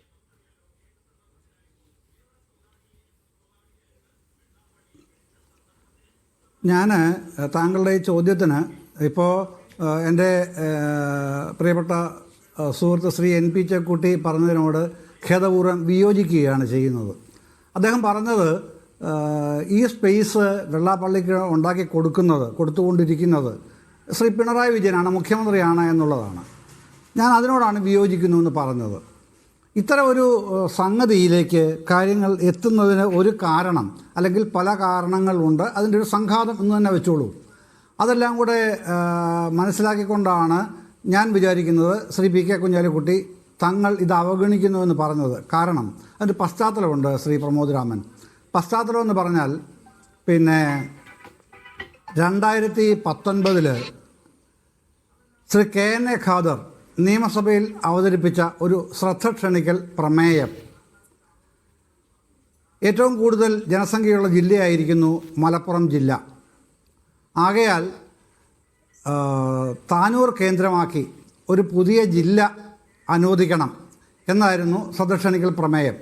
അന്ന് റവന്യൂ മന്ത്രി ഇ ചന്ദ്രശേഖരനാണ്. അദ്ദേഹം നിയമസഭയിൽ തന്നെ രേഖാമൂലം നൽകിയ മറുപടിയിൽ അത്തരത്തിൽ ഒരു തരത്തിലുള്ള പുതിയ ജില്ല രൂപീകരിക്കുന്നതിനുള്ള ഒരു ആലോചനയും ഗവൺമെൻറ്റിൻ്റെ മുമ്പിലില്ല. വികസനപരമായ പ്രശ്നങ്ങൾ താങ്കൾ ചൂണ്ടിക്കാണിച്ചിട്ടുള്ളത് തദ്ദേശ ഭരണ സ്ഥാപനങ്ങളെ ശക്തിപ്പെടുത്തിക്കൊണ്ടാണ് അത് ആ വികസനപരമായ പോരായ്മകൾ പരിഹരിക്കേണ്ടത്. അതിന് ഗവൺമെൻറ് ഏറ്റവും മുൻതൂക്കം നൽകുന്നു എന്ന് പറഞ്ഞുള്ള മറുപടിയും കൊടുത്തു. പക്ഷെ അതുകൊണ്ട് അത് അവസാനിക്കുന്നില്ല, അത് അവസാനിച്ചിട്ടുമില്ല. ഈ രണ്ടാം പിണറായി മന്ത്രിസഭയിൽ ഈ കഴിഞ്ഞ വർഷം നമ്മുടെ കുറുക്കോളി മൊയ്തീൻ MLA ഇതേ വിഷയം സഭയിൽ ഉന്നയിക്കുന്നുണ്ട്. പക്ഷേ അത് കാര്യമായ ഗൗരവമായി ശ്രദ്ധ പ്രമേയമോ മറ്റോ ആയിരുന്നില്ല. അദ്ദേഹം ഒരു ചോദ്യം പോലും ഉന്നയിച്ചു, അതിന് കൃത്യമായ മറുപടി പോലും ഉണ്ടായിരുന്നുമില്ല. അപ്പോൾ ഇത് 47 ലക്ഷം പേര് ഇന്ന് അവിടെ ഉള്ളതുകൊണ്ട് വേറൊരു ജില്ല വേണം എന്ന വാദത്തിലൂടെ ലീഗിൻ്റെ ശക്തി കേന്ദ്രമായി മറ്റൊരു ജില്ല കൂടെ ഉണ്ടാവുകയാണ് എന്ന് വെള്ളാപ്പള്ളിയുടെ കൂടെ നിൽക്കുന്നവർ, വെള്ളാപ്പള്ളി നേരിട്ട് ഇതുവരെ അങ്ങനെ പറഞ്ഞതായിട്ട് എൻ്റെ ശ്രദ്ധയിൽ ഇതുവരെ വന്നിട്ടില്ല. കഴിഞ്ഞ വർഷം 2025 ഏപ്രിലിൽ ചുങ്കത്തറയിൽ അദ്ദേഹത്തിന് സമാനമായ പ്രസംഗം ഉണ്ടായെങ്കിലും ഇങ്ങനെ ഞാനീ പറഞ്ഞതുപോലെ ഡയറക്റ്റ് അദ്ദേഹം പറഞ്ഞതായി കേട്ടിട്ടില്ല. പക്ഷെ അദ്ദേഹത്തിൻ്റെ കൂടെയുള്ള പലരും ഇത്തരത്തിലുള്ള ആശയങ്ങൾ പങ്കുവച്ച് പ്രചരിപ്പിക്കുന്നുമുണ്ട്. അപ്പോൾ അത് വ്യക്തമായി ബോധ്യപ്പെട്ട ഒരു രാഷ്ട്രീയ നേതാവ്, ഒരു സീസൺഡ് പൊളിറ്റീഷ്യൻ എന്നുള്ള നിലയിൽ തന്നെയാണ് ശ്രീ പി കെ കുഞ്ഞാലിക്കുട്ടി തങ്ങളിത് അവഗണിക്കുന്നു എന്ന് പറഞ്ഞ് അവഗണിക്കാനായി അദ്ദേഹം തയ്യാറാവുന്നതെന്നാണ് ഞാൻ വിചാരിക്കുന്നത്. കാരണം അതിലൂടെ വെള്ളാപ്പള്ളിയുടെ അനുചര സംഘം പറയാൻ ഉദ്ദേശിക്കുന്നത് വീണ്ടും UDF അധികാരത്തിൽ വരുന്ന സാഹചര്യം ഉണ്ടായാൽ 5ാം മന്ത്രി പദം പോലെ പുതിയൊരു ജില്ലയ്ക്കുള്ള ആവശ്യമാണ് ഇനി ഉയരുക. 69 EMS ജില്ല കൊടുത്തല്ലോ. ഇപ്പോൾ UDF ഭരണത്തിൽ കൂടുതൽ സർവശക്തിയോടെ വരുന്ന മുസ്ലിം ലീഗ്, ഇന്ത്യൻ യൂണിയൻ മുസ്ലിം ലീഗിന് ഒരു പുതിയ ജില്ല കൂടെ കൊടുക്കാൻ അങ്ങനെ ഇടയായാൽ അത് മലബാറിലെ രാഷ്ട്രീയ സമവാക്യങ്ങളെ ആകെ മാറ്റിമറിക്കും എന്നൊരു സന്ദേഹം അദ്ദേഹം വെച്ച് പുലർത്തുന്നുണ്ടെന്ന് അദ്ദേഹവുമായി അടുപ്പമുള്ളവർ പറയുന്നുണ്ട്. അത് എത്രത്തോളം ശരിയുണ്ടോ തെറ്റണമെന്നൊക്കെയുള്ള ചർച്ചയിലേക്ക് വരേണ്ട സമയമായിട്ടില്ല. പക്ഷേ അതുകൂടെ ഞാനീ പറഞ്ഞതുപോലെ ശ്രീ പി കെ കുഞ്ഞാലിക്കുട്ടിയെ പോലുള്ള ആദരണീയ രാഷ്ട്രീയ നേതാക്കളുടെ മനസ്സിൽ ഒരു പക്ഷേ അതുണ്ടാവാം എന്ന് കാണുന്നുമുണ്ട്. അപ്പോൾ അതുകൊണ്ടാണ് ഞാൻ പറഞ്ഞത് പിന്നെ പ്രിയപ്പെട്ട ശ്രീ ചേക്കുട്ടിയോട് ഖേദപൂർവ്വം വിയോജിക്കുന്നതെന്ന് ഞാൻ പറഞ്ഞത് അതുകൊണ്ടാണ്. അത്ര ഒരു സ്പേസ് ബോധപൂർവം ഉണ്ടാക്കി കൊടുക്കുകയോ അല്ല, വെള്ളാപ്പള്ളിക്ക് ഉണ്ടാക്കി കൊടുക്കുകയല്ല മുഖ്യമന്ത്രി ചെയ്യുന്നത്. പക്ഷേ ചില കാര്യങ്ങളിൽ താങ്കൾ പറഞ്ഞതിനോട് ഭാഗികമായെങ്കിലും യോജിക്കുകയും ചെയ്യുന്നുണ്ട്. ചില കാര്യങ്ങളൊക്കെ ഇപ്പോൾ നമ്മുടെ നൗഷാദിൻ്റെ പ്രശ്നമുണ്ട്, മാൻഹോൾ ഇഷ്യൂ. അന്ന് VM സുധീരൻ പരാതി കൊടുത്തൊക്കെ നമുക്കറിയാവുന്ന കേസാണ്. UDF ഗവൺമെൻറ് കേസെടുത്തു. ശക്തമായ നിലപാടെന്ന് പിണറായിയും സ്വീകരിച്ചു. അന്ന് പാർട്ടി സെക്രട്ടറി ആയിരുന്നല്ലോ അദ്ദേഹം. ആ സമയത്ത് ശക്തമായ നിലപാട് സ്വീകരിക്കുന്നുണ്ട്. പിന്നെ ഏറെക്കാലം പിന്നെ UDF-മായി അകലാനിടയായതും രമേശ് ജയചന്ദ്രൻ, ഞാൻ ചോദിച്ച ചോദ്യത്തിലേക്ക് മടങ്ങിയെത്തുകയാണ്. താങ്കൾ ഈ ചരിത്രം പറഞ്ഞതുകൊണ്ട് കാര്യമല്ല. അതായത് അതിനുശേഷം ഇപ്പൊ 10 വർഷം പിന്നിട്ടു. നൗഷാദ് സംഭവമൊക്കെ കഴിഞ്ഞ് 10 വർഷം പിന്നിട്ടപ്പോൾ ആ നൗഷാദ് സംഭവത്തിന്റെ സമയത്ത് കേരള തൊഗാഡിയ എന്ന് വിളിച്ചതാണ് ഞാൻ പറഞ്ഞത്. അത് കൈമോശം വന്നിരിക്കുന്നു പിണറായിക്ക്. ഈ 10 വർഷത്തിനിടയിൽ അദ്ദേഹം ചെയ്തത് എന്താണ്? 10 വർഷം കഴിഞ്ഞ് ഇന്നിപ്പോൾ ഈ അതിലും വലിയ വർഗീയ പ്രസ്താവനകൾ വെള്ളാപ്പള്ളി നടത്തുമ്പോൾ അദ്ദേഹത്തെ, ആ പ്രസ്താവനകൾ നടത്തിയ അദ്ദേഹത്തെ തൊട്ട് പിന്നെയെന്ന് പോയി ഹാരമണിയിക്കുകയാണ്. അദ്ദേഹത്തിന്റെ ഈ SNDP യോഗം ജനറൽ സെക്രട്ടറി എന്ന നിലയിലുള്ള അദ്ദേഹത്തിന്റെ നേട്ടങ്ങളെ പ്രകീർത്തിച്ചുകൊണ്ട് ഹാരമണിയിക്കുകയാണ്. ഇപ്പോൾ പോലും ഇന്നലെ നടത്തിയ വാർത്താ സമ്മേളനത്തിൽ പോലും ഇനിയും ഞാൻ അദ്ദേഹത്തെ വിളിച്ച് എന്റെ കാറിൽ കയറ്റുമെന്ന് പറയുകയാണ്. ആരെയാണ്? ഏത് തരത്തിലുള്ള വെള്ളാപ്പള്ളി നടേശനെയാണ്? ഇത് മലപ്പുറം ജില്ല വിഭജിക്കുന്നതുമായിട്ട് ബന്ധപ്പെട്ട് വെള്ളാപ്പള്ളിക്കുള്ള ആശങ്കകളുടെ പശ്ചാത്തലത്തിൽ ഉണ്ടായതാണ് എങ്കിൽ അതിനെ നേരിടട്ടെ, അല്ലെങ്കിൽ അതിനോട് സംവദിക്കട്ടെ. അത് എങ്ങനെ കൈകാര്യം ചെയ്യണമെന്ന് CPM തീരുമാനിക്കട്ടെ, CPM-ന്റെ ഒരു നിലപാട് വരട്ടെ. അല്ലാതെ വെള്ളാപ്പള്ളി നടേശനെ മുഴുവൻ താലോലിച്ച് കൊണ്ടു നടക്കുകയും അദ്ദേഹത്തിൽ നിന്നുണ്ടാകുന്ന ഇത്തരത്തിലുള്ള പ്രസ്താവനകൾ വരുമ്പോൾ അതിൽ ഞങ്ങൾക്കൊരു ബന്ധവുമില്ല, ഞങ്ങൾ അതിനോട് യോജിക്കുന്നില്ല എന്ന് പറഞ്ഞ് രക്ഷപ്പെടുകയും ചെയ്യുന്നതാണോ? അതാവണമോ? അങ്ങനെ ആകണമോ CPM?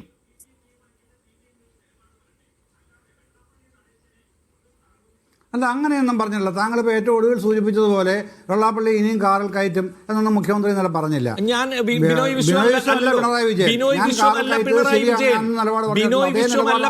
വിജയൻ അദ്ദേഹം പറഞ്ഞു എന്ന് അദ്ദേഹം പറഞ്ഞു. ഞാനാണെങ്കിൽ ഇന്നും ഉള്ളത് എന്നാണ് പറഞ്ഞത്, അല്ലാതെ ഇനിയും കാറിൽ കയറ്റും എന്നല്ല പറഞ്ഞത്. അല്ല, ഞാൻ ചെയ്തത് ശരിയാണ്. ബിനോയ് വിശ്വമല്ല പിണറായി വിജയൻ എന്നറിയാമല്ലോ എന്ന് അദ്ദേഹം ആവർത്തിച്ച് പറയുന്നുണ്ടെങ്കിൽ അതിന്റെ അർത്ഥം എന്താണ്?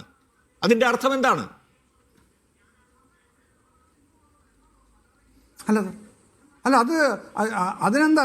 ആ ചോദ്യത്തിന് റെട്രോസ്പെക്റ്റീവ് എഫക്റ്റ് അല്ലേ ഉള്ളത് എന്നാണ് ഞാൻ മനസ്സിലാക്കിയത്. അന്ന് കയറ്റിയത് ശരി, ഞാനന്ന് വിശദീകരിച്ചിട്ടുണ്ടല്ലോ. ആ പറഞ്ഞ വിശദീകരണത്തിൽ ഇപ്പോഴും മാറ്റമില്ല എന്ന് പറയുമ്പം പുതിയ കാര്യമായിട്ടാണ് പറഞ്ഞത്, പഴയ കാര്യത്തിന്റെ ആവർത്തനമാണ്.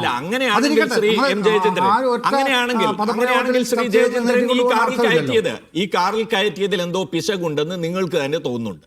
അത് ശരിയാണോ?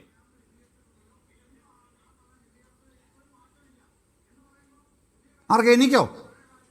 അതായത് കാറിൽ കയറ്റിയത് ഒരു തെറ്റാണെങ്കിൽ മാത്രമല്ലേ ഇനി അത് ആവർത്തിക്കില്ല എന്ന് പറയേണ്ടതുള്ളൂ. അല്ലെങ്കിൽ ഞാൻ ഇനിയും കാറിൽ കയറ്റും എന്ന് പറയുമ്പോൾ അതിനോട് തർക്കിക്കേണ്ട കാര്യം എന്താണ്? അതാണല്ലോ അദ്ദേഹത്തിന്റെ നിലപാട്. അപ്പോ അല്ലെങ്കിൽ പിണറായിക്ക് ഉണ്ടാവണം, ശരി ഇനി കയറ്റില്ല, അത് സംഭവിച്ചതൊരു തെറ്റായി പോയി എന്നൊരു തോന്നൽ ഉണ്ടാവണം. അങ്ങനെ ഒരു തോന്നൽ ഇല്ലല്ലോ അദ്ദേഹത്തിന്.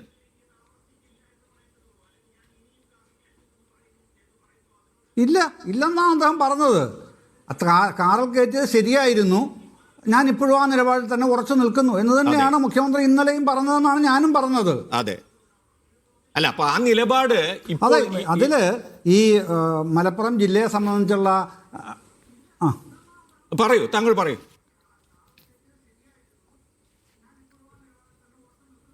അല്ല, മലപ്പുറം ജില്ലയെ സംബന്ധിച്ച് ഒരു പുതിയ വിവാദം ഉണ്ടാകാനിടയുണ്ടോ ഇല്ലയോ എന്നുള്ളതൊക്കെ സംബന്ധിച്ച് നമുക്കിപ്പോൾ അസ്യൂം ചെയ്യാൻ മാത്രമേ പറ്റൂ. ഞാൻ പറഞ്ഞത് ഇത്തരത്തിലുള്ള വാദങ്ങൾ കേൾക്കുന്നുണ്ട്. അതിന് ഉദാഹരണമായിട്ടാണ് ചുങ്കത്തറയിലെ പ്രസംഗവും അതിനുശേഷം ആലപ്പുഴയിൽ കുട്ടനാട്ടിലൊരു പ്രസംഗം പദപ്രയോഗങ്ങൾ സൂക്ഷിക്കേണ്ടതാണ്. വീണ്ടും മുസ്ലിങ്ങൾക്ക് ഭൂരിപക്ഷമുള്ള മറ്റൊരു ജില്ല കൂടി വരുമോ എന്നുള്ള ആശങ്കയാണ് അദ്ദേഹത്തിനുള്ളത് എന്നാണ് താങ്കൾ ചുരുക്കി പറയുന്നത്. അങ്ങനെ ഒരു സാധ്യതയുണ്ടെങ്കിൽ അതിലൊരു തെറ്റും കാണാനില്ല എന്നുള്ളതാണ് പലരും അഭിപ്രായം. ജനാധിപത്യപരമായി മലപ്പുറം ജില്ല വിഭജിക്കുന്നതിൽ ഒരു തെറ്റുമില്ല, അത്രയധികം വിഭജിക്കേണ്ട ആവശ്യം അതിനുണ്ട് എന്നത് പലരും അഭിപ്രായപ്പെടുന്ന കാര്യവുമാണ്. എന്തായാലും ഞാൻ തിരിച്ചു വരാം. നമ്മോടൊപ്പം പ്രശ്നമല്ല ഞാൻ പറഞ്ഞത്. ശരി, ഞാൻ തിരിച്ചു വരാം ശ്രീ ജയചന്ദ്രൻ. സുദേശം രഘു നമ്മോടൊപ്പം Sreenarayana Manavadharmam trust general secretary കൂടി ചേരുകയാണ്. ശ്രീ സുദേശം രഘു, ഈ കൂട്ടത്തിൽ ശ്രീനാരായണ ആദർശങ്ങളുമായി ബന്ധപ്പെട്ട് നിൽക്കുന്ന ഒരാൾ താങ്കളാണ്. ഇപ്പോൾ നമുക്കറിയാം, പുരുഷാകൃതി പൂണ്ട ദൈവമോ നരദിവ്യാകൃതി പൂണ്ട ധർമ്മമോ പരമ പവിത്ര പുത്രനോ പരമേശ പവിത്രപുത്രനോ കരുണാവാൻ നബി മുത്തുരത്നമോ എന്ന് ചോദിച്ച ഒരു മഹാനുഭാവന്റെ പിന്മുറക്കാരനെന്ന് അവകാശപ്പെടുന്ന ഒരാൾ, ആ മതത്തിൽപ്പെട്ട ഒരാളെ ആ മതത്തിൽ പെട്ടു എന്നതുകൊണ്ട് മാത്രം, വേറെ കാരണങ്ങളൊന്നും പറയാനില്ല, തീവ്രവാദി എന്ന് വിളിക്കുകയാണ്. ഈ വെള്ളാപ്പള്ളി നടേശൻ ശ്രീനാരായണീയർക്ക് വരുത്തി വയ്ക്കുന്ന കെടുതി എന്താണ്?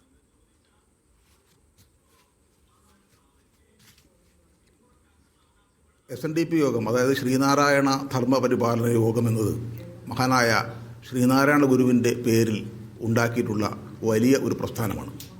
കേരളത്തിലെ ബഹുഭൂരിപക്ഷം വരുന്ന ഒരു പിന്നാക്ക സമുദായത്തിൻ്റെ പ്രാതിനിധ്യം കൂടി വഹിക്കുന്ന ഒരു സംഘടനയാണ്. ആ സംഘടനയുടെ ജനറൽ സെക്രട്ടറിയായി ഇരുന്നുകൊണ്ട് ഒരു മനുഷ്യൻ പറയേണ്ട കാര്യമല്ല വാസ്തവത്തിൽ വെള്ളാപ്പള്ളി നടേശൻ കുറേ നാളുകളായി പറഞ്ഞുകൊണ്ടിരിക്കുന്നത്. ഞങ്ങളിത് പരിശോധിക്കുന്നുണ്ട്. 2025 ഏപ്രിൽ 5-ാം തീയതി മുതൽ ഈ ജനുവരി 5-ാം തീയതി വരുമ്പോൾ ഏതാണ്ട് 9 മാസക്കാലം അദ്ദേഹം 60ഓളം വിദ്വേഷ പ്രസ്താവനകൾ നടത്തിയത് ഞങ്ങൾ ഡോക്യുമെൻ്റ് ചെയ്യുകയുണ്ടായി. ഇത് ഇത്രയും, അതായത് ഓരോ 4 ദിവസം കൂടുമ്പോൾ ഒരു വിദ്വേഷ പ്രസ്താവന എന്ന രീതിയിലാണ് വെള്ളാപ്പള്ളിയുടെ വായിൽ നിന്ന് വരുന്നത്. ഇത് വളരെ ദയനീയമായ ഒരു സാഹചര്യമാണ്. കാരണം ശ്രീനാരായണ ഗുരുവിൻ്റെ അപരപ്രിയം എന്ന ആശയ ലോകത്തേക്ക് ആ ജനതയെ നയിക്കേണ്ട അമരത്തിരിക്കുന്ന ഒരാളിൽ നിന്ന് വരേണ്ടതല്ല ഈ പ്രസ്താവന എന്നതാണ് ഞങ്ങളെ ഏറ്റവും വേദനിപ്പിക്കുന്ന കാര്യം. ഞങ്ങളെപ്പോലുള്ള കുറേ ആളുകൾ ഇതിനെതിരെ കഴിഞ്ഞ കുറേ നാളുകളായി പ്രവർത്തിച്ചുകൊണ്ടിരിക്കുന്നുണ്ട്. പക്ഷേ അദ്ദേഹത്തിൻ്റെ ഈ പ്രസ്താവനകൾ ആദ്യകാലത്ത് ഇറങ്ങിയ സന്ദർഭത്തിൽ 2025 ഏപ്രിൽ മാസം 5-ാം തീയതി ആരംഭിച്ച ഈ പ്രസ്താവനകൾ ആരംഭിച്ച സമയത്ത് പലപ്പോഴും ഇടതുപക്ഷത്ത് നിന്ന് തന്നെ അദ്ദേഹത്തിൻ്റെ വിമർശനം നേരിട്ടിട്ടുണ്ട്. പരിശോധിച്ചാൽ സുനിൽ പിള്ളയിടത്തിനെ പോലെയുള്ള ആളുകളും എം സ്വരാജിനെ പോലെയുള്ള ആളുകളും അതുപോലെ തന്നെ ഗോവിന്ദൻ മാഷ് പോലെ അദ്ദേഹത്തെ തള്ളിപ്പറയുകയുണ്ടേ, അദ്ദേഹത്തിൻ്റെ പ്രസ്താവന തള്ളിപ്പറയണ്ടേ. പക്ഷേ പിൽക്കാലത്ത് നമ്മൾ കാണുന്നൊരു സവിശേഷത എന്ന് പറയുന്നത് ഏതാണ്ട് അവസാന കാലമാകുമ്പോഴേക്കും ഇദ്ദേഹത്തെ തള്ളിപ്പറയുന്നില്ല എന്ന് മാത്രമല്ല, അദ്ദേഹത്തെ ചേർത്ത് പിടിക്കുന്നു എന്നൊരു പ്രതീതിയാണ് കേരളത്തിൻ്റെ സമൂഹത്തിൽ ഇവർ നൽകുന്നതെന്നുള്ളതാണ്. അതാണ് ഇടതുപക്ഷം കേരളത്തോട് ചെയ്യുന്ന ഏറ്റവും വലിയ ദ്രോഹമെന്ന് ഞാൻ കരുതുന്നു. വാസ്തവത്തിൽ ഇടതുപക്ഷ പ്രസ്ഥാനത്തിൻ്റെ ഒരു പിന്തുണ അദ്ദേഹത്തിന് കിട്ടുന്നു എന്നൊരു പ്രതീതിയാണ് കേരളത്തിൽ വെള്ളാപ്പള്ളി നടേശൻ്റെ ഈ പ്രസ്താവനകളിലൂടെ ജനങ്ങൾക്ക് മനസ്സിലാകുന്നത്. അല്ലെങ്കിൽ അദ്ദേഹം തുടർച്ചയായി ഇത്തരം പ്രസ്താവനകൾ നടത്തുമായിരുന്നില്ല. അദ്ദേഹത്തിൻ്റെ സമുദായത്തിൽ നിന്നും ഇതര സമുദായങ്ങളിൽ നിന്നും തീർച്ചയായും അതിനെതിരെ ഒരു ചെക്ക് വെക്കുമായിരുന്നു. ആ ചെക്ക് വെക്കാൻ കഴിയാത്ത രീതിയിൽ ഇടതുപക്ഷം എന്ന് പറയുന്ന കേരളത്തിൻ്റെ പുരോഗമന പ്രസ്ഥാനത്തിൻ്റെ പിന്തുണ അദ്ദേഹത്തിന് കിട്ടുന്നു എന്നുള്ളത്, അദ്ദേഹത്തിന് വലിയ സ്വീകരണം കിട്ടുന്നു എന്നുള്ളതാണ് നമ്മളെ ഏറ്റവും വിഷമിപ്പിക്കുന്നൊരു കാര്യം. തീർച്ചയായും ശ്രീനാരായണ പ്രസ്ഥാനങ്ങളിൽ പ്രവർത്തിക്കുന്ന ആളുകൾക്കും അതിനകത്ത് അദ്ദേഹത്തോട് വിയോജിപ്പുള്ള ആളുകൾക്കും അദ്ദേഹത്തിൻ്റെ ഒപ്പം നിൽക്കുന്ന ആളുകൾക്ക് പോലും അദ്ദേഹത്തിൻ്റെ ഈ പ്രസ്താവനയിൽ ഈ അപരമതവിദ്വേഷം പ്രചരിപ്പിക്കുന്ന ഈ പ്രസ്താവനകളിൽ ആശങ്കയുണ്ട്. പലപ്പോഴും അവർക്കത് തുറന്നു പറയാനുള്ള വേദികളില്ല എന്നുള്ള മാത്രമേ ഉള്ളൂ. ചെറിയ സംഘങ്ങളായും ചെറിയ ഗ്രൂപ്പുകളുമായും പറയുന്നു മാത്രമേ ഉള്ളൂ. പക്ഷേ ഇതൊരിക്കലും ഒരു ശ്രീനാരായണ പ്രസ്ഥാനം എന്നല്ല, ഒരു സമുദായത്തിനകത്ത് നിന്നുള്ളൊരു നേതാവിനും പറയാൻ പാടില്ലെന്നുള്ളതാണ്. കാരണം സാമുദായികമായ വ്യത്യസ്ത സമുദായങ്ങൾ വസിച്ചുകൊണ്ടിരിക്കുന്ന ഒരു പ്രദേശത്ത് സാമുദായികമായ ഒരു സൗഹാർദ്ദം നിലനിർത്താൻ ബാധ്യസ്ഥമായ ആളുകളാണ് എല്ലാ സമുദായ നേതാക്കന്മാരും, വിശേഷിച്ചും SNDP യോഗത്തിൻ്റെ നേതാവും. ആ രീതിയിൽ അദ്ദേഹം ചെയ്യുന്നില്ല എന്നുള്ളത് തീർച്ചയായും ആശങ്കാജനകമാണ്, പ്രതിഷേധാർഹമാണ്. സമുദായത്തിൽ നിന്ന് തന്നെ അദ്ദേഹത്തിനെ ചോദ്യം ചെയ്യുന്ന ആളുകൾ വരണം എന്നാണ് ഞാൻ പ്രതീക്ഷിക്കുന്നത്. മുസ്ലിം നാമധാരിയായ മാധ്യമപ്രവർത്തകനെ തീവ്രവാദി എന്ന് വിശേഷിപ്പിക്കുന്ന വെള്ളാപ്പള്ളി നടേശന്റെ നടപടി ഉയർത്തുന്ന ചോദ്യങ്ങളാണെന്ന് സ്പെഷ്യൽ എഡിഷൻ ചർച്ച ചെയ്യുന്നത്. ശ്രീ മുഹമ്മദ് ഹനീഫ, നേരത്തെ ശ്രീ M ജയചന്ദ്രൻ സൂചിപ്പിച്ച കാര്യം, അതായത് മലപ്പുറം ജില്ല വിഭജിച്ച് 2 ജില്ലകളായാൽ അത് വലിയ കുഴപ്പങ്ങൾക്ക് വീണ്ടും കാരണമാകുമെന്ന വെള്ളാപ്പള്ളിയുടെ തോന്നൽ, അത് സൃഷ്ടിക്കുന്ന ഒരു പരിസരം, അതുകൂടിയാണ് ഇതിലേക്ക് നയിക്കുന്നത് എന്ന ആ കാഴ്ചപ്പാട്, ആ നിരീക്ഷണത്തോട് താങ്കൾ എങ്ങനെ പ്രതികരിക്കും? അദ്ദേഹം നിഷ്കളങ്കമായി പറഞ്ഞ ഒരു നിരീക്ഷണമായിട്ടാണ് അതെനിക്ക് തോന്നുന്നത്. വളരെ വിചിത്രമായൊരു വാദമാണ് ശരിക്കും അത് പറയുമ്പോൾ. വെള്ളാപ്പള്ളി ഒരിക്കലും അങ്ങനെ ഒന്നും പരസ്യമായിട്ട് പറഞ്ഞിട്ടില്ല. അദ്ദേഹം സ്വകാര്യമായി ഒരുപക്ഷെ ഇടതുപക്ഷ വേദികളിൽ ഇടതുപക്ഷ സഹയാത്രികരോടൊക്കെ പങ്കുവച്ചിട്ടുള്ള ഒരു ആശങ്കയായിരിക്കാം. പക്ഷെ ഇതിലൊരു പ്രശ്നം, മലപ്പുറം ജില്ല എന്നത് കേരളത്തിനകത്തുള്ള ഒന്നാണ്, കേരളത്തിൻ്റെ പുറത്തുനിന്ന് അല്ല. അത് കേരളത്തിൻ്റെ അകത്ത് വളരെ ന്യായമായും വിഭജിക്കാവുന്ന, അല്ലെങ്കിൽ വിഭജനം എന്ന വാക്ക് ഉപയോഗിക്കാവുന്നില്ല. മലബാറിൽ ആയാലും കേരളത്തിലായാലും പലതരത്തിലുള്ള ജില്ലാ അവകാശവാദങ്ങളുണ്ട്. മൂവാറ്റുപുഴ ജില്ല രൂപീകരിക്കണമെന്ന ആശയമുണ്ട്. മലബാറിൽ കേന്ദ്രീകരിച്ച് 1-ലധികം ജില്ലകൾ രൂപീകരിക്കണമെന്ന ആശയമുണ്ട്. അത് പലതരത്തിൽ ചർച്ച ചെയ്യപ്പെട്ടതാണ്. അത് സംബന്ധമായി ഇദ്ദേഹം സൂചിപ്പിച്ച പോലെ നിയമസഭയിൽ പിന്നെ പലതരം ചർച്ചകൾക്ക് തുടക്കമിട്ടിട്ടുണ്ട്. പക്ഷേ ഒരു ജില്ല വിഭജിച്ചാൽ അല്ലെങ്കിൽ ഒരു ജില്ലയിൽ പുതിയൊരു ജില്ല രൂപീകരിച്ചാൽ എന്താണ് പ്രശ്നം? അവിടേക്ക് വരുന്നത് പുതിയ ആളുകളാണോ? നമ്മൾ പുറത്തുനിന്ന് ആരെങ്കിലും കൊണ്ടുവരികയാണോ ചെയ്യുന്നത്? ഇവിടെയുള്ള ജനങ്ങൾക്ക് സൗകര്യപ്പെടുത്തുക. ജില്ലാ വിഭജനത്തിൻ്റെ അടിസ്ഥാനം എന്താണ്? ആശയം എന്താണ്? ഒരു ജില്ല എന്നതിൻ്റെ സങ്കല്പം എന്താണ്? എന്ത് അടിസ്ഥാനത്തിലാണ് ഭരണനിർവഹണത്തിന് വേണ്ടി ജില്ലകൾ രൂപീകരിച്ചിട്ടുള്ളത്? നമ്മൾ തന്നെ കേരളപ്പിറവിക്ക് ശേഷം ഒട്ടനവധി ജില്ലകൾ, കാസർഗോഡ് ആയാലും പത്തനംതിട്ട ആയാലും വയനാട് പോലെയുള്ള എത്ര ജില്ലകൾ വന്നു. ഇവിടെ എന്ത് ഭൂകമ്പമാണ് ഉണ്ടായത്? ഒന്നും സംഭവിച്ചിട്ടില്ല. ഈ ജില്ലയിലെ ജനങ്ങൾ ഇവിടെ നിന്ന് വിഭജിച്ച് വേറെ എങ്ങോട്ടെങ്കിലും പോവുകയല്ല ചെയ്യുന്നത്. അവിടെ തന്നെ ജീവിക്കുന്ന ആളുകൾ, അവിടെ തന്നെ ഒരു ഭരണ സംവിധാനം, ഒരു ജില്ലാ ഭരണകൂടം പുതുതായി രൂപീകരിക്കപ്പെടുന്നു. നമ്മളിപ്പോൾ 2 ദിവസം മുമ്പാണ് പിന്നെ കേരളത്തിലെ ഗവൺമെൻറ് ഡോക്ടർമാരെ നിയമിച്ചൊരു വാർത്ത വന്നത്. അതിൽ കേരളത്തിലൊട്ടാകെയുള്ള 202 ഡോക്ടർമാരിൽ 4 പേരെയാണ് മലപ്പുറം ജില്ലയിലേക്ക് പിന്നെ നിയോഗിച്ചിട്ടുള്ളത്. എന്തുകൊണ്ടാണ് ഇത് സംഭവിക്കുന്നത്? എന്ത് മാനദണ്ഡ അടിസ്ഥാനത്തിലാണ് സംഭവിച്ചിട്ടുള്ളത്? മാത്രമല്ല ശ്രീ ഹനീഫ, ഇതില് ഇപ്പൊ മലപ്പുറം ജില്ലയെ അദ്ദേഹം ആക്രമിക്കുന്നു എന്ന് പറയുമ്പോൾ അത് മുസ്ലിം ലീഗും മലപ്പുറവും തമ്മിലുള്ള ഒരു ബന്ധത്തെ മുൻനിർത്തിയുള്ള ചില തെറ്റായ പ്രചാരണങ്ങളിലേക്ക് കൂടി അതിലേക്കാണ് വരുന്നത്. അതായത് ഇപ്പോൾ മുസ്ലിം ലീഗ് ഇത്രയും കാലമായിട്ടും ഒരു ഹിന്ദു സ്ഥാനാർത്ഥിയെ നിർത്തിയിട്ടില്ല എന്നൊക്കെ ബ്ലണ്ടായിട്ട് പറയുകയാണ്. അതുപോലെ ഇപ്പൊ ഈ ജില്ലാ പഞ്ചായത്ത് തെരഞ്ഞെടുപ്പിൽ നോക്കൂ, വൈസ് പ്രസിഡന്റായിട്ട് ഒരു ജനറൽ സീറ്റിൽ ഒരു ദലിത് വനിത കടന്നു വരികയാണ് ലീഗിന്റെ സ്ഥാനാർത്ഥിയായിട്ട്. അപ്പോൾ അത്തരത്തിലുള്ള ഒരു സംഗതിയെയും കാണാൻ കൂട്ടാക്കുന്നില്ല എന്നുള്ളത് കൂടിയാണ്. അതെ, ഇത് നമ്മൾ മനസ്സിലാക്കേണ്ട ഒരു കാര്യം, ജില്ലയുടെ കാര്യമല്ല ഞാൻ പറഞ്ഞത്. ഇപ്പോൾ താങ്കൾ സൂചിപ്പിച്ച പോലെ മലപ്പുറം ജില്ലയിൽ വൈസ് പ്രസിഡന്റായി ജനറൽ സീറ്റിൽ ദലിത് സ്ത്രീ പെൺകുട്ടി കടന്നു വരുന്നത്. AP ഉണ്ണികൃഷ്ണൻ എന്ന ദലിത് ലീഗ് നേതാവിൻ്റെ മുൻ ജില്ലാ പഞ്ചായത്ത് പ്രസിഡന്റിൻ്റെ മകളാണത്. അത് അവിടെ മാത്രം ഒതുങ്ങുന്നില്ല. അത് അവരോടുള്ള എന്തെങ്കിലും വ്യക്തിപരമോ കുടുംബപരമായ ബന്ധത്തിൻ്റെ പേരിൽ കൊടുക്കുന്നതല്ല. നമുക്ക് 2011 കുന്നമംഗലം നിയോജകമണ്ഡലം എടുത്തു നോക്കൂ. അത് നേരത്തെ സംവരണ സീറ്റായിരുന്നു. അവിടെ മത്സരിച്ചിരുന്നത് 2006 അവിടെ നിന്ന് മത്സരിച്ച് ലീഗിൻ്റെ മുഴുവൻ സ്ഥാനാർത്ഥികളും പലയിടത്തും പരാജയപ്പെട്ടപ്പോൾ ജയിച്ച സ്ഥാനാർത്ഥിയാണ് UC രാമൻ. ആ മണ്ഡലം വീണ്ടും ജനറൽ സീറ്റായപ്പോൾ 2011 UC രാമനെ കുന്നമംഗലം നിയോജകമണ്ഡലത്തിൽ മത്സരിപ്പിക്കുകയാണ് ലീഗ് ചെയ്തത്. അതേപോലെ ഒരുപാട് ഉദാഹരണങ്ങൾ ഈ തെരഞ്ഞെടുപ്പ് അതിന് മുമ്പും പല ഘട്ടത്തിലുണ്ടായിട്ടുണ്ട്. ദലിതർ മാത്രമല്ല, ദലിതരല്ലാത്ത ക്രിസ്ത്യൻ പിന്നെ ഹിന്ദു സവർണ വിഭാഗങ്ങളൊക്കെ മുസ്ലിം ലീഗിൻ്റെ സ്ഥാനാർത്ഥികളായി പലയിടത്തും മത്സരിക്കുന്നുണ്ട്. ഇതൊന്നുമല്ല വിഷയം. ഞാൻ പറയുന്നത് ഇദ്ദേഹം അറിയാതെ സംഭവിച്ചു പോകുന്നതോ അല്ലെങ്കിൽ ഇതിൻ്റെ വസ്തുതകൾ അറിയാതെ പറയുന്നതോ അബദ്ധങ്ങളോ ആണ് എന്ന ധാരണയിലാണ് നമ്മൾ ഈ വിഷയത്തെ ചർച്ച ചെയ്യുന്നത്. അല്ലെങ്കിൽ വളരെ നിഷ്കളങ്കമായി അദ്ദേഹത്തിന് പറ്റിയ ചില തെറ്റുകൾ, പിഴവുകൾ, തിരുത്തപ്പെടേണ്ട ചില കാര്യങ്ങൾ, അങ്ങനെയല്ല. ഇത് വളരെ വ്യക്തമായ ഒരു പ്രോജക്റ്റാണ്. ആ പ്രോജക്റ്റ് ആവുന്നത് കൊണ്ടാണ് അദ്ദേഹത്തിന് ഇത് വീണ്ടും തുടരുന്നത്. CPM അദ്ദേഹത്തെ പ്രോത്സാഹിപ്പിക്കുന്നത് ഈ പ്രോജക്റ്റിൽ നിന്ന്, ഈ വർഗീയ വിഭജന രാഷ്ട്രീയത്തിൽ നിന്ന് ഗുണം കിട്ടിയിട്ടുണ്ട് എന്ന വിലയിരുത്തലിന്റെ അടിസ്ഥാനത്തിലാണ്. അങ്ങനെ ഗുണം കിട്ടിയിട്ടുണ്ടോ ശ്രീ വസന്ത് പെരുമള്ളി? അതായത് അങ്ങനെ ഒരു ഗുണം കിട്ടിയിട്ടില്ല എന്ന് വ്യക്തമാകുന്ന ഒരു തിരഞ്ഞെടുപ്പ് ഫലം നമ്മുടെ മുന്നിൽ കാണുകയാണ്. ഒരിക്കലുമല്ല. ആ തെരഞ്ഞെടുപ്പ് ഫലം ഗുണം കിട്ടിയിട്ടില്ല എന്നല്ലല്ലോ തെളിയിക്കുന്നത്. നമ്മൾ തെരഞ്ഞെടുപ്പ് ഫലത്തെ വിശദമായി പരിശോധിച്ചാൽ ഈ പ്രോജക്റ്റിൽ നിന്ന് പിന്നെ CPM-നും BJP-ക്കും ഒരേപോലെ ഗുണം കിട്ടിയിട്ടുണ്ട് എന്നല്ലേ നമ്മൾ മനസ്സിലാക്കേണ്ടത്. എത്രയോ ഉദാഹരണങ്ങൾ നമുക്ക് നിരത്താൻ കഴിയും. ഇപ്പോൾ കേരളത്തിൽ തന്നെ UDF-ന് മേൽക്കോയ്മ കിട്ടിയ പ്രദേശങ്ങൾ എടുത്തു നോക്കൂ. ന്യൂനപക്ഷ സമൂഹങ്ങൾ വസിക്കുന്ന ഭാഗങ്ങളിലാണ് ഉണ്ടായിട്ടുള്ളത്. അതോടൊപ്പം തന്നെ പിന്നെ BJP-ക്ക് നേട്ടങ്ങളുണ്ടായത് എടുത്തു നോക്കൂ. BJP-ക്ക് വോട്ട് നഷ്ടമുണ്ടായത് എടുത്തു നോക്കൂ. BJP-ക്കും CPM-നിടയിൽ വർഗീയ വോട്ടുകൾ വിഭജിക്കപ്പെട്ടു എന്ന യാഥാർത്ഥ്യം നമ്മൾ കണ്ടിട്ടില്ല. ശരി, ഞാൻ തിരിച്ചു വരാം. ശ്രീ വസന്ത് പെരുമള്ളി, ഞാൻ ചോദിച്ചു തുടങ്ങിയത് ഇതാണ്. അതായത് ഇങ്ങനെയൊരു വിഭജനം അത് CPM-ന് ഗുണം ചെയ്യും എന്നൊരു ധാരണ വച്ചു പുലർത്തുന്നതുകൊണ്ടാണല്ലോ അവരിത് ഈ നിലയിൽ മുന്നോട്ട് കൊണ്ടുപോകുന്നത് എന്നാണല്ലോ പൊതുവിൽ കണക്കാക്കപ്പെടുന്നത്. പക്ഷേ താങ്കൾ തന്നെ പറഞ്ഞു, സംഘപരിവാറിൻ്റെ ആശയങ്ങളാണ് മുന്നോട്ട് വയ്ക്കുന്നത്, സംഘപരിവാറാണ് അതിൻ്റെ വാക്കുകളാണ് അദ്ദേഹത്തിലൂടെ പുറത്തു വരുന്നത് എന്ന്. അതിനെ നേരിടാൻ എന്താണ് വഴി? രാഷ്ട്രീയമായി എന്താണ് വഴി? ഇപ്പം നിങ്ങൾ പറയുന്ന പ്രസ്താവനകളുടെ കാര്യം നമ്മൾ പറഞ്ഞു, നിയമപോരാട്ടം ഒക്കെ ഒരു വശത്ത് എന്തെങ്കിലുമൊക്കെ ഗുണം ചെയ്തേക്കാം എന്നല്ലാതെ ഇതിനെ എങ്ങനെയാണ് രാഷ്ട്രീയമായി ഒരു ജനങ്ങൾക്ക് മുന്നിൽ ഇത് തുറന്നു കാട്ടുകയും ഇതല്ല കേരളം എന്ന് തെളിയിച്ചു കൊടുക്കുകയും ചെയ്യേണ്ടത് എങ്ങനെയാണ്? അതിലൂടെ മതനിരപേക്ഷ ജനാധിപത്യത്തിന്റെ മൂല്യങ്ങൾ വീണ്ടും ശക്തിപ്പെടുത്തുന്നതിന് ആവശ്യമായ ഒരു നീക്കം എങ്ങനെയാണ് ഉണ്ടാകേണ്ടത്? 2 കാര്യങ്ങൾ. ഒന്ന്, വെള്ളാപ്പള്ളി നടേശന്റെ ലക്ഷ്യം, അതിപ്പോ നേരത്തെ M. ജയചന്ദ്രൻ പറഞ്ഞതുപോലെ മലപ്പുറം 2 ജില്ലയാക്കപ്പെടുമെന്ന ആശങ്കയാണ് അദ്ദേഹം പങ്കുവയ്ക്കുന്നതെങ്കിൽ അങ്ങനെ 2 ജില്ലയാവാനുള്ള സാധ്യത എപ്പോഴാണ്? അത് UDF അധികാരത്തിൽ വന്നാലാണ്.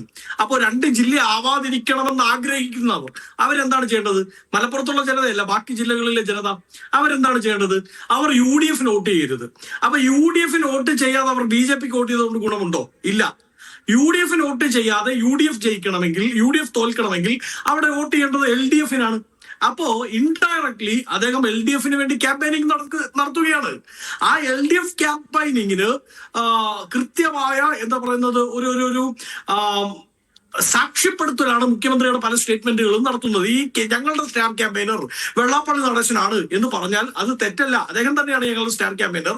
ഞങ്ങൾക്ക് നേരിട്ട് പറയാൻ പറ്റത്തില്ലാത്ത ചില കാര്യങ്ങൾ ഞങ്ങൾ എന്ത് ചെയ്യുന്നു? വെള്ളാപ്പള്ളിയിലൂടെ പറയിപ്പിക്കുന്നു എന്നുള്ളതാണ് ഇവിടുത്തെ പ്രശ്നം. അപ്പോൾ അങ്ങ് സൂചിപ്പിച്ച ചോദ്യമുണ്ടല്ലോ, നമ്മൾ എങ്ങനെയാണ് ഇതിനെ പ്രതിരോധിക്കേണ്ടത്? ഒന്ന്, ഈ വിഷലിപ്തമായ കാര്യങ്ങൾ പറയുന്ന ആളെ ഒറ്റപ്പെടുത്തുക, അദ്ദേഹം പറയുന്ന കാര്യങ്ങളെ തുറന്നു കാണിക്കുക. അത് രണ്ടും നമ്മൾ ചെയ്തു കഴിഞ്ഞു. മൂന്നാമത് ചെയ്യേണ്ടത് വളരെ പ്രധാനപ്പെട്ട ഒരു കാര്യമാണ്. അത് അദ്ദേഹത്തിന് ഈ മൈക്രോഫോൺ കൊടുക്കുന്നത് ആരാണ് എന്നുള്ളതാണ്. അദ്ദേഹം ഇപ്പൊ വീടിന്റെ ഇപ്പൊ വെള്ളാപ്പള്ളി നടേശനോ വസന്ത തെങ്കുമ്പള്ളിയോ പ്രമോദ് രാമനോ ഇവിടെ നിന്ന് 4 പേരോട് സംസാരിക്കുന്നത് പോലെയല്ല ഒരു മൈക്കിലൂടെ, ഒരു മൈക്രോഫോണിലൂടെ പറയുമ്പോൾ അത് ആയിരങ്ങളാണ് കേൾക്കുന്നത്. അപ്പൊ ആ മൈക്രോഫോൺ എന്ന് പറയുന്ന മീഡിയം, അദ്ദേഹത്തിന്റെ വാക്കുകളെ ജനങ്ങളിലേക്ക് എത്തിക്കുന്ന മീഡിയം ഏതാണ് എന്നതാണ് പ്രധാനപ്പെട്ട ചോദ്യം. ആ മീഡിയം CPM ആണ്. അതുകൊണ്ടാണ് CPM നേതാക്കൾക്ക് വളരെ കൃത്യമായി ഇദ്ദേഹത്തെ തുറന്നു പറയാൻ സാധിക്കാത്തത്. ഇപ്പൊ MJ ചോദിച്ചു, ഞാൻ വണ്ടിയെ കയറ്റുമെന്ന് പറഞ്ഞു എന്ന് ചോദിച്ചാൽ അങ്ങനെ പറഞ്ഞു പോകുമ്പോൾ ഒരു ചോദ്യം അവശേഷിക്കുന്നു. ഇപ്പോ CPM ഒരുക്കുന്ന വേദികളിലോ ഒന്നും അല്ലല്ലോ വെള്ളാപ്പള്ളിയുടെ ഇത്തരം പ്രസംഗങ്ങൾ ഉണ്ടാകുന്നത്. അവർ തമ്മിൽ യോജിക്കുന്ന മേഖലകളിൽ അവർ ഒന്നിച്ചു നിൽക്കുന്നു, അവരുണ്ടാവുന്നുണ്ട്. ഈ പറഞ്ഞ ഈ കളങ്കിതനായ മനുഷ്യനോടൊപ്പം വേദി പങ്കിടുന്ന CPM-നെയാണ് നമ്മൾ എതിർക്കുന്നത്. അല്ലാതെ അവർ ഒരുക്കി കൊടുക്കുന്ന വേദികളിൽ അല്ലല്ലോ ഈ പ്രഭാഷണങ്ങൾ ഉണ്ടാകുന്നത്. അല്ല, അവിടെ ഒരു പ്രശ്നമുണ്ട് ശ്രീ പ്രമോദ് രാമൻ. ഒരു ക്രോണോളജിക്കൽ എറർ ഉണ്ട്. അതായത് ഈ അയ്യപ്പ സേവാ സംഗമത്തിലേക്ക് വെള്ളാപ്പള്ളി വരുന്നതിന് ഏതാണ്ട് ഒരാഴ്ച മുമ്പാണ് മലപ്പുറത്തെ സംബന്ധിയായ ഒരു തീവ്രവാദ തരത്തിലുള്ള പരാമർശം അദ്ദേഹം നടത്തുന്നത്. അങ്ങ് ശ്രദ്ധിച്ചു കാണുമല്ലോ. അപ്പൊ ആ പരാമർശം നടത്തിയ കേസിൽ സുവോമോട്ടോ കേസെടുത്തില്ല എന്ന് മാത്രമല്ല, ഈ സർക്കാരിന്റെ ഭാഗമായി നിൽക്കുന്ന പാർട്ടി സെക്രട്ടറി മുതൽ മുഖ്യമന്ത്രി വരെ ഉള്ളവർ അദ്ദേഹത്തെ ഓൺ ചെയ്യുകയാണ് ചെയ്തത്. അതൊരു വന്ധ്യവയോധികന്റെ വായിൽ നിന്ന് വന്നു പോയ തെറ്റായ വാക്കുകളിലെ വിട്ടുകള എന്ന കണക്കിന് അതിനെ സിംപ്ലിഫൈ ചെയ്യാനാണ് ഇവർ ശ്രമിച്ചത്. അതിനുശേഷം ഒരാഴ്ച പോലും പിന്നിടുന്നതിന് മുമ്പ് അദ്ദേഹത്തിന്റെ പാർട്ടി അല്ല, സർക്കാരിന്റെ പൊതുഖജനാവിൽ നിന്ന്, അതായത് മലപ്പുറത്തെ ജനം കൂടി കൊടുക്കുന്ന ടാക്സ് പണത്തിൽ നിന്ന് എടുത്തു നടത്തുന്ന ഒരു പരിപാടിയിലെ മുഖ്യ സംഘാടകൻ എന്ന് തോന്നിപ്പിക്കുന്ന രീതിയിൽ, ഞാൻ നേരത്തെ സൂചിപ്പിച്ച സ്റ്റാർ ക്യാമ്പയിനർ എന്ന് തോന്നിപ്പിക്കുന്ന രീതിയിൽ ഒരു സ്പേസ് കൊടുക്കുമ്പോ അദ്ദേഹത്തെ ഓൺ ചെയ്യുകയാണ്, അദ്ദേഹം പറയുന്നതിനെ ഓൺ ചെയ്യുകയാണ്. ഇനി മറ്റൊരു ഗുണം CPM-ന് ഉണ്ടാവുന്നുണ്ട് കേട്ടോ. അങ്ങ് ശ്രദ്ധിച്ചോ എന്ന് എനിക്കറിയില്ല. നമ്മൾ ഈ ബാലരമ വായിക്കുമ്പോൾ രാജുവും രാധയും അപകടത്തിൽപ്പെടുമ്പോ എന്തുണ്ടാവും? അവര് മായാവിയെ വിളിക്കും, ഉടനെ മായാവി ഒന്ന് ഇവരെ രക്ഷിക്കും. അതുപോലെയാണ് സർക്കാർ ചില പ്രതിസന്ധികളിൽ എത്തപ്പെടുമ്പോ, സർക്കാർ ആ പ്രതിസന്ധികളിൽ എത്തുമ്പോ പാമ്പ് ചത്ത വാർത്ത പരുന്ത് ചാകുന്നോടം വരെയാണ് എന്ന തത്വം കണക്ക് പരുന്തിനെ തല്ലിക്കൊള്ളാൻ വേണ്ടി വെള്ളാപ്പള്ളിയെ പറഞ്ഞു വിടുന്നതാണോ എന്ന് എനിക്ക് സംശയമുണ്ട്.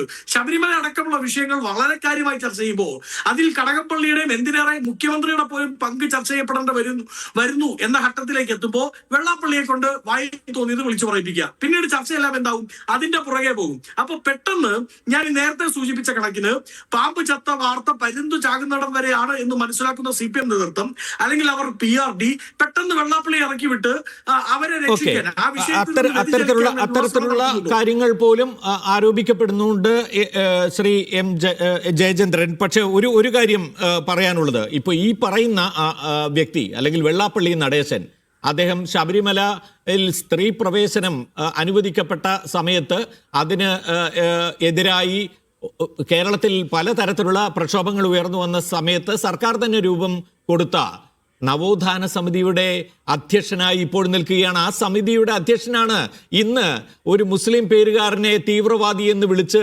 അധിക്ഷേപിച്ചത്. ഒരു മുസ്ലിം പേരുകാരനായതുകൊണ്ട് മാത്രം ഈ നവോത്ഥാന സമിതിയുടെ അധ്യക്ഷൻ. എന്ത് നവോത്ഥാനമാണ് ഇയാൾ ഉയർത്തിപ്പിടിക്കുന്നത്, ഇദ്ദേഹം ഉയർത്തിപ്പിടിക്കുന്നത് ശ്രീ ജയചന്ദ്രൻ?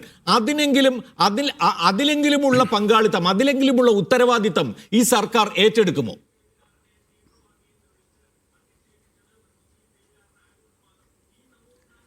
ഞാൻ താങ്കളുടെ ചോദ്യത്തിലേക്ക് വരുന്നതിന് മുമ്പ് പെട്ടെന്നൊരു മറുപടി വസന്തനൊന്ന് പറഞ്ഞോട്ടെ. വസന്ത, ഒരു കാര്യം, ഈ വെള്ളാപ്പള്ളി നടേശൻ നേതൃത്വം നൽകുന്നത് SNDP യോഗമാണല്ലോ, അദ്ദേഹത്തിൻ്റെ ജനറൽ സെക്രട്ടറി ആണല്ലോ, ഒപ്പം SN ട്രസ്റ്റിൻ്റെയും നേതാവാണ് അദ്ദേഹം. അദ്ദേഹത്തിൻ്റെ തൊട്ട് ചേർന്ന്, പേരൊന്നും ഞാൻ പറയുന്നില്ല എന്നേ ഉള്ളൂ, ഇന്ന് വസന്തിനെ അറിയാതിരിക്കാനൊന്നും വഴിയില്ല, തൊട്ട് ചേർന്ന് വെള്ളാപ്പള്ളിയുടെ ഇടതും വലുതും ഒക്കെ ആയിട്ടിരിക്കുന്ന കോൺഗ്രസ് നേതാക്കൾ, പ്രമുഖ കോൺഗ്രസ് നേതാക്കളുണ്ട്. SNDPയിലുമുണ്ട്, SN ട്രസ്റ്റിലുമുണ്ട്. എന്താണ് അവരുടെയൊക്കെ നിലപാടെന്ന് കൂടെ ഒന്ന് അറിയൂ വസന്ത്. വെള്ളാപ്പള്ളിയെ വിമർശിക്കുന്നതിലൊന്നും എനിക്കൊരു എതിർപ്പുമില്ല കേട്ടോ. ഇതുകൂടെ ഇടയ്ക്കൊന്ന് അന്വേഷിക്കാൻ നല്ലതാണ് എന്ന് ഞാൻ പറയൂ. അതുകൊണ്ടാണ് ഞാൻ താങ്കൾക്ക് വസന്തിന് എനിക്ക് ഒരു 10 സെക്കൻഡ് വേണം എന്ന് ഞാൻ അങ്ങയോട് പറഞ്ഞത്. ഇനി നവോത്ഥാന മുന്നണിയുടെ കാര്യവുമായി ബന്ധപ്പെട്ടും ശബരിമലയുടെ കാര്യവുമായി ബന്ധപ്പെട്ടുമൊക്കെ ഒരുപാട് ചർച്ചകൾ മുൻപേ നടത്തി കഴിഞ്ഞിട്ടുള്ളതാണ്. വെള്ളാപ്പള്ളി നടേശനെ ആ സ്ഥാനത്തിരുത്താൻ പറ്റുമോ ഇല്ലയോ എന്നൊക്കെയുള്ളത് ബന്ധപ്പെട്ടവർ ആലോചിക്കട്ടെന്നേ. പിന്നെ അവർക്ക് അത്തരം ആലോചനകൾ ഉണ്ടാകുന്നെങ്കിൽ നല്ലതാണ്, ഇല്ലെങ്കിലും അത് അവർക്ക് നല്ലതായിരിക്കാം. എന്തായാലും ഇതൊന്നും പോരായിരുന്നു, ഇതിന് തൊട്ട് മുമ്പുള്ള പ്രസ്താവനകൾ വരെ ഒന്നും പോരായിരുന്നു എന്നാണ് ശ്രീ ജയചന്ദ്രൻ ഉദ്ദേശിക്കുന്നത്. എനിക്ക് സമയം വൈകുന്നതുകൊണ്ട് ശ്രീ വസന്ത് അതിനൊരു മറുപടി പറയാൻ താങ്കൾ കൈപോക്കി വളരെ പെട്ടെന്ന് 10 സെക്കൻഡ്. 10 സെക്കൻഡ് പറയാം. 2 കാര്യങ്ങൾ. കോൺഗ്രസിനെ സംബന്ധിച്ച് അതിന്റെ നിലപാട് പറയുന്നത് പാർട്ടിയുടെ CLP ലീഡറും PCC അധ്യക്ഷനുമാണ്. രണ്ടുപേരും ഈ വിഷയത്തിൽ നിലപാട് വ്യക്തമാക്കി കഴിഞ്ഞു. ഇപ്പൊ ഞാൻ ചോദിക്കട്ടെ, വെള്ളാപ്പള്ളിക്കെതിരായി അഭിപ്രായമുള്ള CPI നിങ്ങൾ കേൾക്കുന്നുണ്ടോ? വെള്ളാപ്പള്ളിക്കെതിരായി ഇതേ വിഷയത്തിൽ നിങ്ങളുടെ പാർട്ടിയുടെ കീഴ്ഘടകങ്ങൾ റിപ്പോർട്ടിംഗ് നടത്തിയിട്ടില്ലേ? വെള്ളാപ്പള്ളിയെ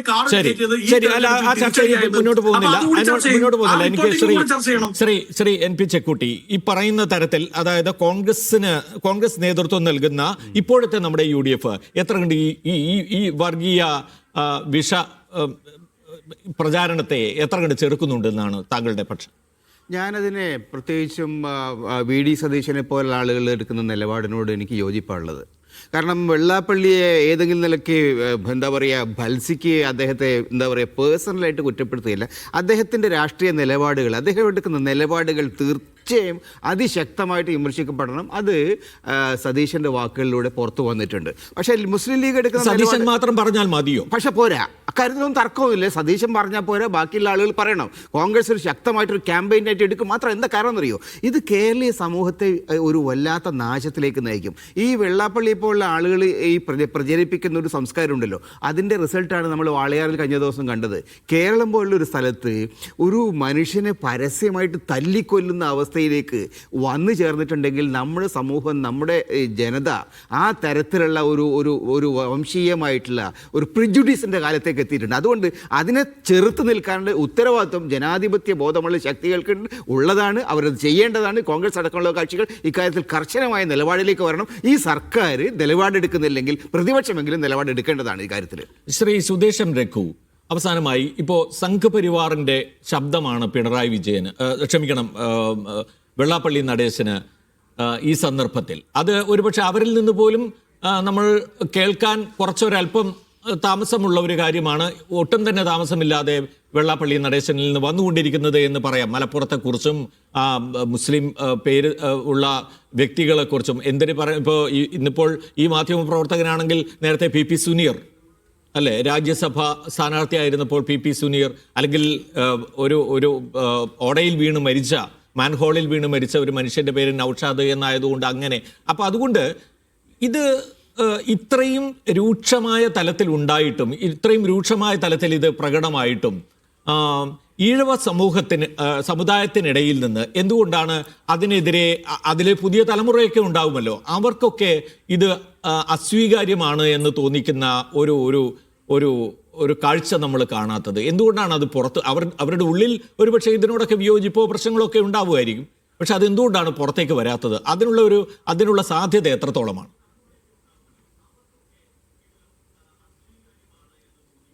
ഈ വെള്ളാപ്പള്ളി നടേശൻ്റെ ഈ വിദ്വേഷ പ്രസ്താവനകൾ പരിശോധിച്ചാൽ നമുക്ക് മനസ്സിലാകുന്നൊരു കാര്യം, അത് മറ്റ് സംഘപരിവാറൊക്കെ പ്രചരിപ്പിച്ചതിൽ നിന്ന് കുറച്ച് വ്യത്യാസമുണ്ട് ഇതിന്.